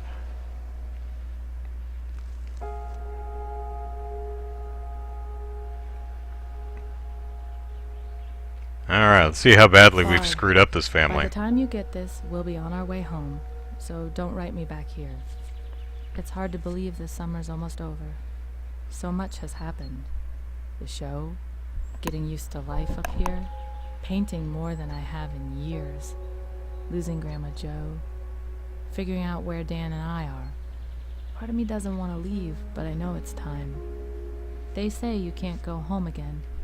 I think I know what that means now. I don't have it in me to explain everything here, but things will never be the same. I don't even know what home I'm going back to. The only thing I do know is that I'm ready to start painting again. For real, like I did before Tommy. I'm scared and excited and nervous all at the same time. I just wish I knew how we were going to make it work. I hope this finds you well. Yours, Linda. What if Barb is the ghost we've been playing as this entire time, and that's why she never wrote her back? Mr. and Mrs. Kaplan, after additional consideration, I'd like to augment my recommendation. I believe that the best course of action for Tommy's development will be continued tutoring throughout the school year. It will be important to coordinate with his teachers and make sure the lessons are aligned. As before, encouragement from both of you is a critical component. Mr. Kaplan, I have observed that Tommy looks to you in particular for validation, which I believe comes from a connection he's made with your profession. If at all possible, you should be a part of his tutoring, although Mrs. Kaplan is more than capable of aiding him as well. I hope I haven't overstepped my bounds by contacting you, but Tommy is a bright boy, and he's not really. He's also kind of a pain in the butt. And I think with the proper support, he can not only catch up, but excel. I understand you'll be leaving town shortly, but please don't hesitate to contact me by phone during the school year if I can be of help. Dr. Donald Samuels. Brian says, I'm starting to get the impression that the ghost isn't connected to the story at all and is just a way to shoehorn gameplay into what would otherwise be a visual novel. The family being able to spot you is, it feels the most deliberately added component. Oh, hey, they're not bullying him anymore. That's nice. Maybe because he can read? I don't know. Dinner this week. Sunday, beef stroganoff. Ooh. Ooh. That sounds good. Buttered noodles and carrots. Monday, meatloaf. I make an awesome meatloaf, by the way. Mashed potatoes and broccoli. Tuesday, Tommy's taco night and beers for us. Tommy never gets beer because he embarrassingly drinks his parents under the table. Wednesday, stir-fry steak and broccoli with rice. Thursday, hot dogs, mac and cheese. Ugh. Friday, Anne's crockpot Italian chicken and peppers. Saturday, lentil soup. Too hot for something heavier. Did you see? Here?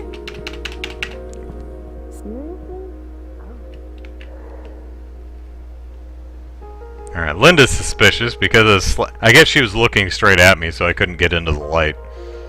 Go into the light!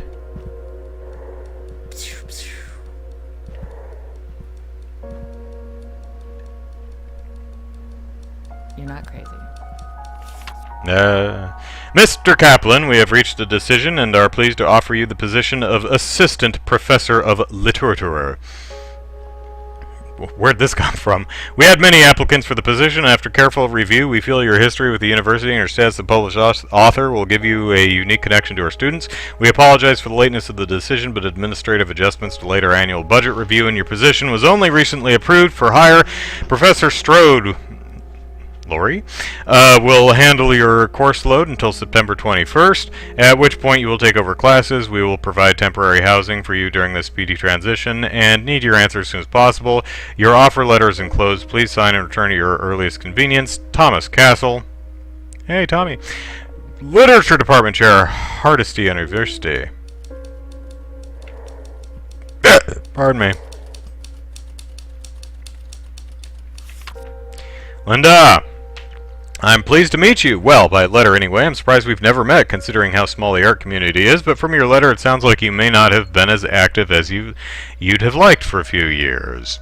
Regardless, I'm very excited to tell you more about our work here. At a high level, the program is simple. We're a collective of artists who use our work for the betterment of our city. We host fundraiser galleries, donate our work to charity auctions, and teach art classes. We offer both paid and unpaid courses. And all proceeds from the paid courses go to local charities, usually the food bank. Our free courses are part of a pioneer program we've recently started, where we provide a safe place for victims of violence, members of our local AA chapter, and even parolees trying to get back on their feet. The program is still in its early stages, but we've been very pleased with the results. It's a very exciting time. Anyway, you'll find more details in the enclosed information packet. I'd love to talk to you about joining in person when you return to Laurenton. Rachel Pittman, founder, Art for All. Oh, that sounds nice. That's... junk that one, Linda. It's terrible. It's terrible.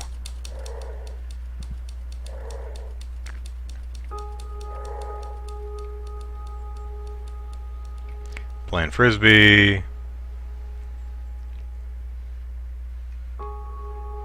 Oh. I'm faster. Did he say I'm knackered? What did he say? Hardesty University, care of Thomas Castle, 902 Brathwaite Lane, Blairstown, Oregon. Paul, there were days when I thought this moment would never come. When I finish writing this, I'm going to pack everything up and drop the manuscript in the mail. My palms are sweating just thinking about letting it go. I had no idea how hard it would be to finish this one. It took everything I had, and it's hard to look back over the summer without laughing. To think the plan was to get away from everything and just focus on the book. But you can't get away from yourself. Life doesn't give a damn about geography. I don't know when you'll get this or where we'll be when you do, or what you'll think. I know what I think, but objectivity left the building months ago. Some days I think this is the one. Other days I have a sick feeling in the pit of my stomach that says my career is over. All I can do is drop this in the mail and hope. Here goes.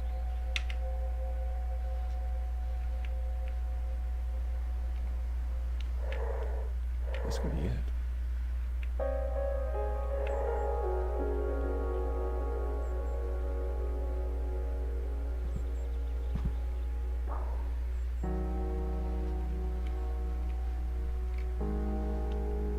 This could be it. An associate professorship at Hardesty?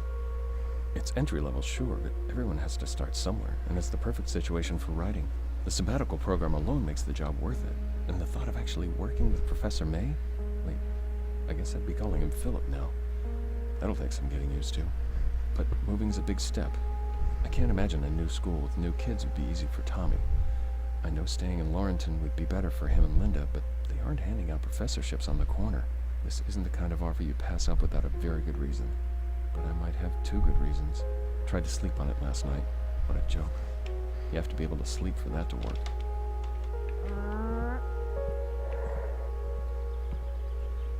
I just talked things over with Dan, and we really have some serious thinking to do. The job at Hardesty sounds like a great opportunity for him, but moving would be so hard on us.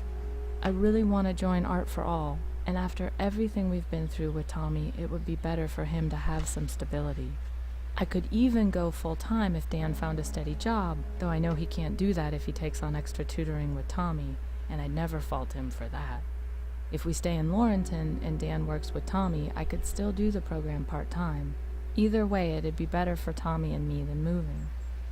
But I know that professorship would mean so much to Dan. Can't everything be simple just once? Sure. Stay single and childless, just like me.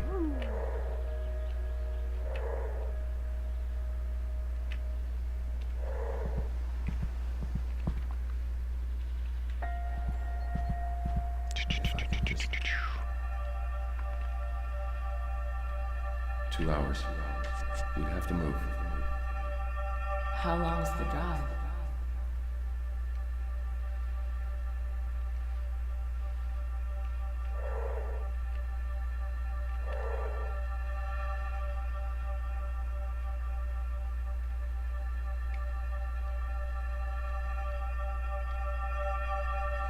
It's impossible to get into a rhythm right now.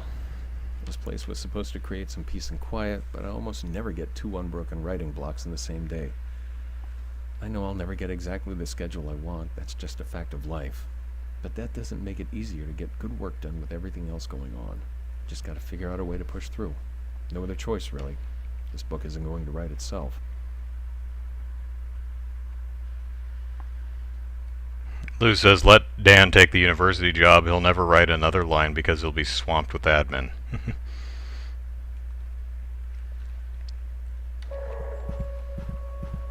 Whoops. I meant to do that. Just drop the envelope in the mail. Right.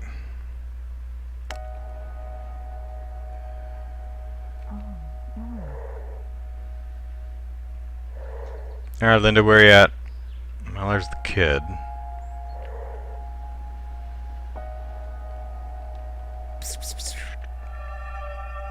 He's thinking about laying on the floor exactly where he is, drawing this stupid picture again. My God.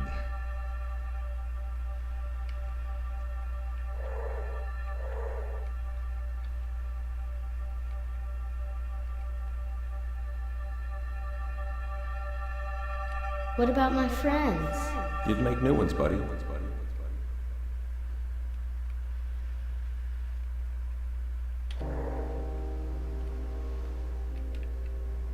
Show my friends my new backpack at school.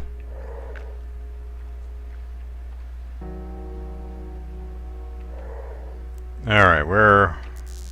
Whoops, that's not what I wanted. Oh.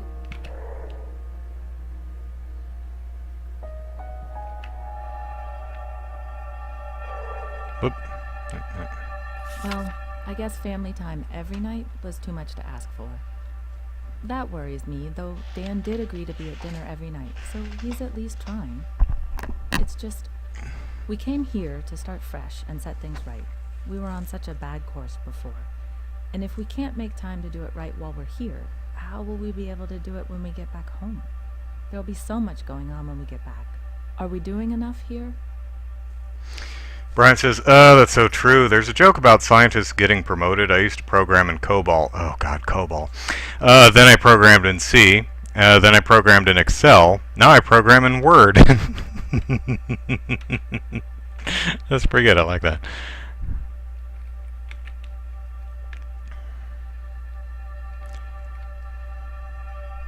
I could even go full time if... You can say it. If I got a real job.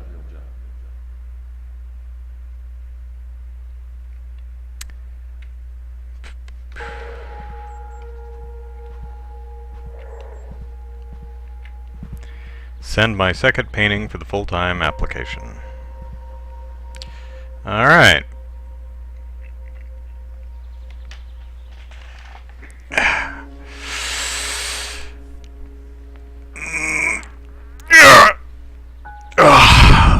Oh, yes. Alright, so let's see.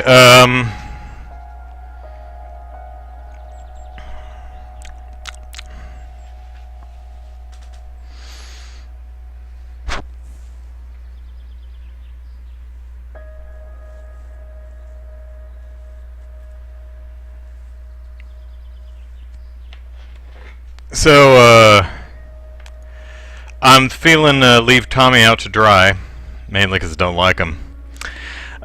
Thinking about going Linda primary and Dan secondary. I feel like she's less of a putz. I'm really just ranking the characters and on my personal feelings towards them. So, on the other hand, this painting does blow. Which painting is it? It's one of the... Oh, this one, the birdcage one.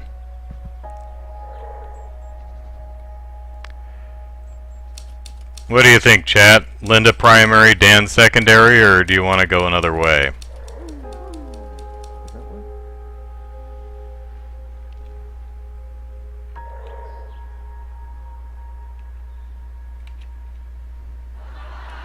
I can make a difference. Do do do do do.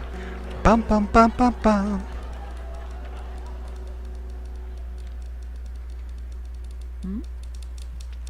I need to cut Dan some slack. Well, I mean, I'm giving him secondary. Don't hide.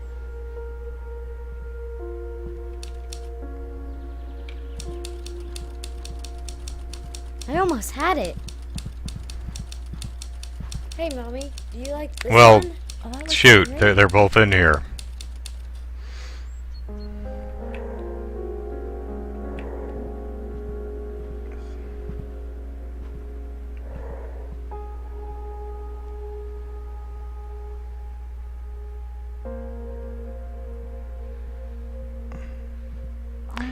Alright, well, since they're in my damn way, we're doing Dan first, and then we're doing Linda second.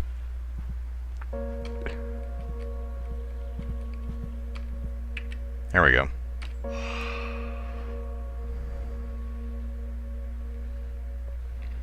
Now we've got the house to ourselves, and we don't have to worry about two people being in the damn room. Doop doop doop, skibbly doo wah. Skibbly doo, skibbly doo.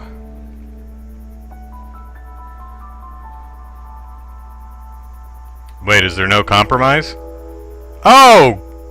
You bastardly game! There's no compromise in the ending scenario, son of a biscuit!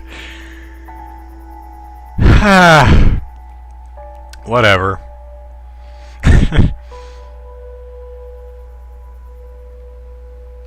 Well, Linda does want us to get a full-time job, so hey.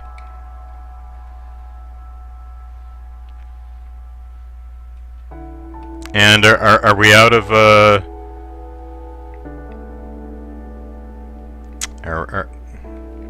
no more diary entries from the adventures of J&K? No? We will never know what happened with that story? Okay. Alright. Do your part. Till death, Linda. Till death. Alright, here's what you're gonna do, buddy. I, your friendly ghost, have decreed it. And again, there's nothing in here. Dan agonized over the decision, but in the end he left it up to a ghost, and he couldn't pass up the opportunity to take a professorship. A job with a steady paycheck that revolved around his craft gave him hope that writing could finally become his future, that he could devote his professional life to it and make his dreams a reality. He signed and mailed the offer letter the next morning.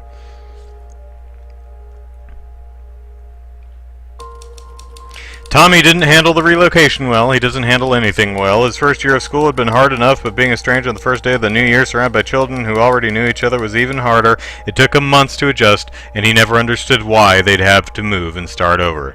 Even when he was 35, he still didn't get it.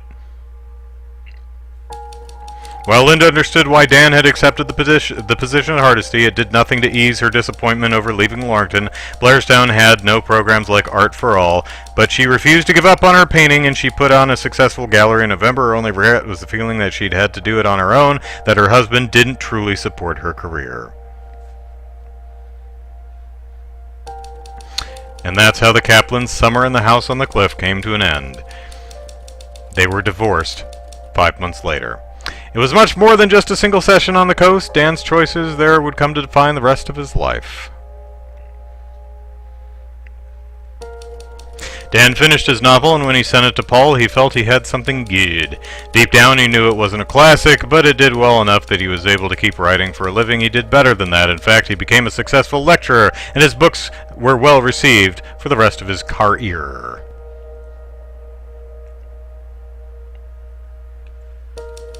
When they left the house, Dan and Linda's love was deeper than it had ever been. That's all thanks to me, thank you. They spent the rest of their lives on an endless honeymoon, traveling and embracing life in a way that few couples ever do. They grew old together, always secure in a deep love that carried them through whatever life handled them. What? Where did that come from? Shenanigans, game. And by the end of summer, Tommy was a much happier child. His self-confidence had grown, and when he went back to school, he emerged from his shell, making new friends. His teacher encouraged his love of drawing, and by high school, he developed his style enough to earn a scholarship to art school. He became an accomplished comic book artist and had a loving family of his own. Oh, well, that's nice. Dan would look back on that summer from time to time and wonder why he had made the choices he had. He never quite shook the feeling that the voice in his head had been more than just a voice, and in the quiet moments he even imagined that he had been a character in someone else's novel.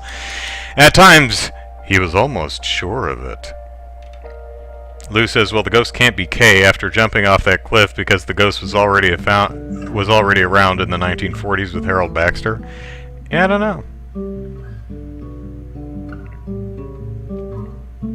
Thanks, Christine. Without your belief, support, and patience, this game would not exist. So, everyone send Kristen a thank you. Or Christine, possibly. We're all a stone, not tear, Ryan helped him see the forest, not the trees. I could help you see both, but you didn't ask me, so. With every rock and every step, with Customizable controls? I didn't see any customizable controls. Maybe we're talking about rigging and stuff. I know. Adrian Chimeri, I recognize the name. Let's see who else we got in here.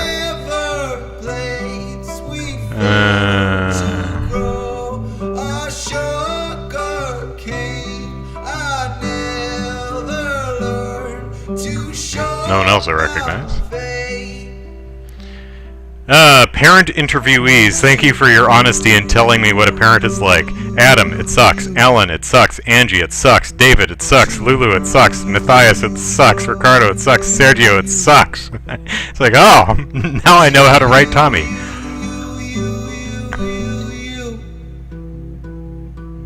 And I'm still holding this even though it's empty. Hoffman Hand by Tepid Monkey Fonts. A lot of the fonts by Tepid Monkey Fonts. That's pretty cool. And the typewriter keystrokes were at freesound.org. Fun.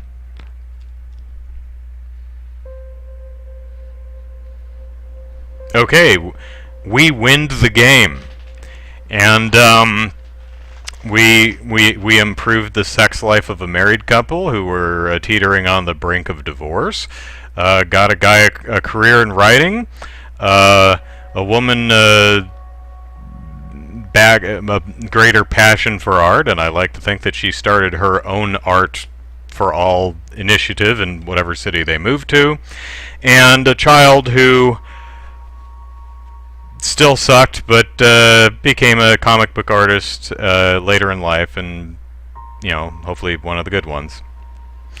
So Brian says, thanks again for the stream. Now go get some water. Yeah, I've been fussing with the empty thermos for 2 hours. So well, that's the Novelist. We are a ghost, possibly completely unconnected to the events of the game, but we did. Lou says still a bit miffed that there was no closure for some of the stories. Yeah, unless there were some hidden files somewhere that I missed. A lot of while you're picking which resolutions to go with, those stories just kind of end on a cliffhanger. So, well, that's it for this week. Ooh, nice 3.5 hour stream. I'm gonna grab me some lunch now. So take care, y'all. Have a happy and safe week, and I'll see you again next time. Bye, everyone.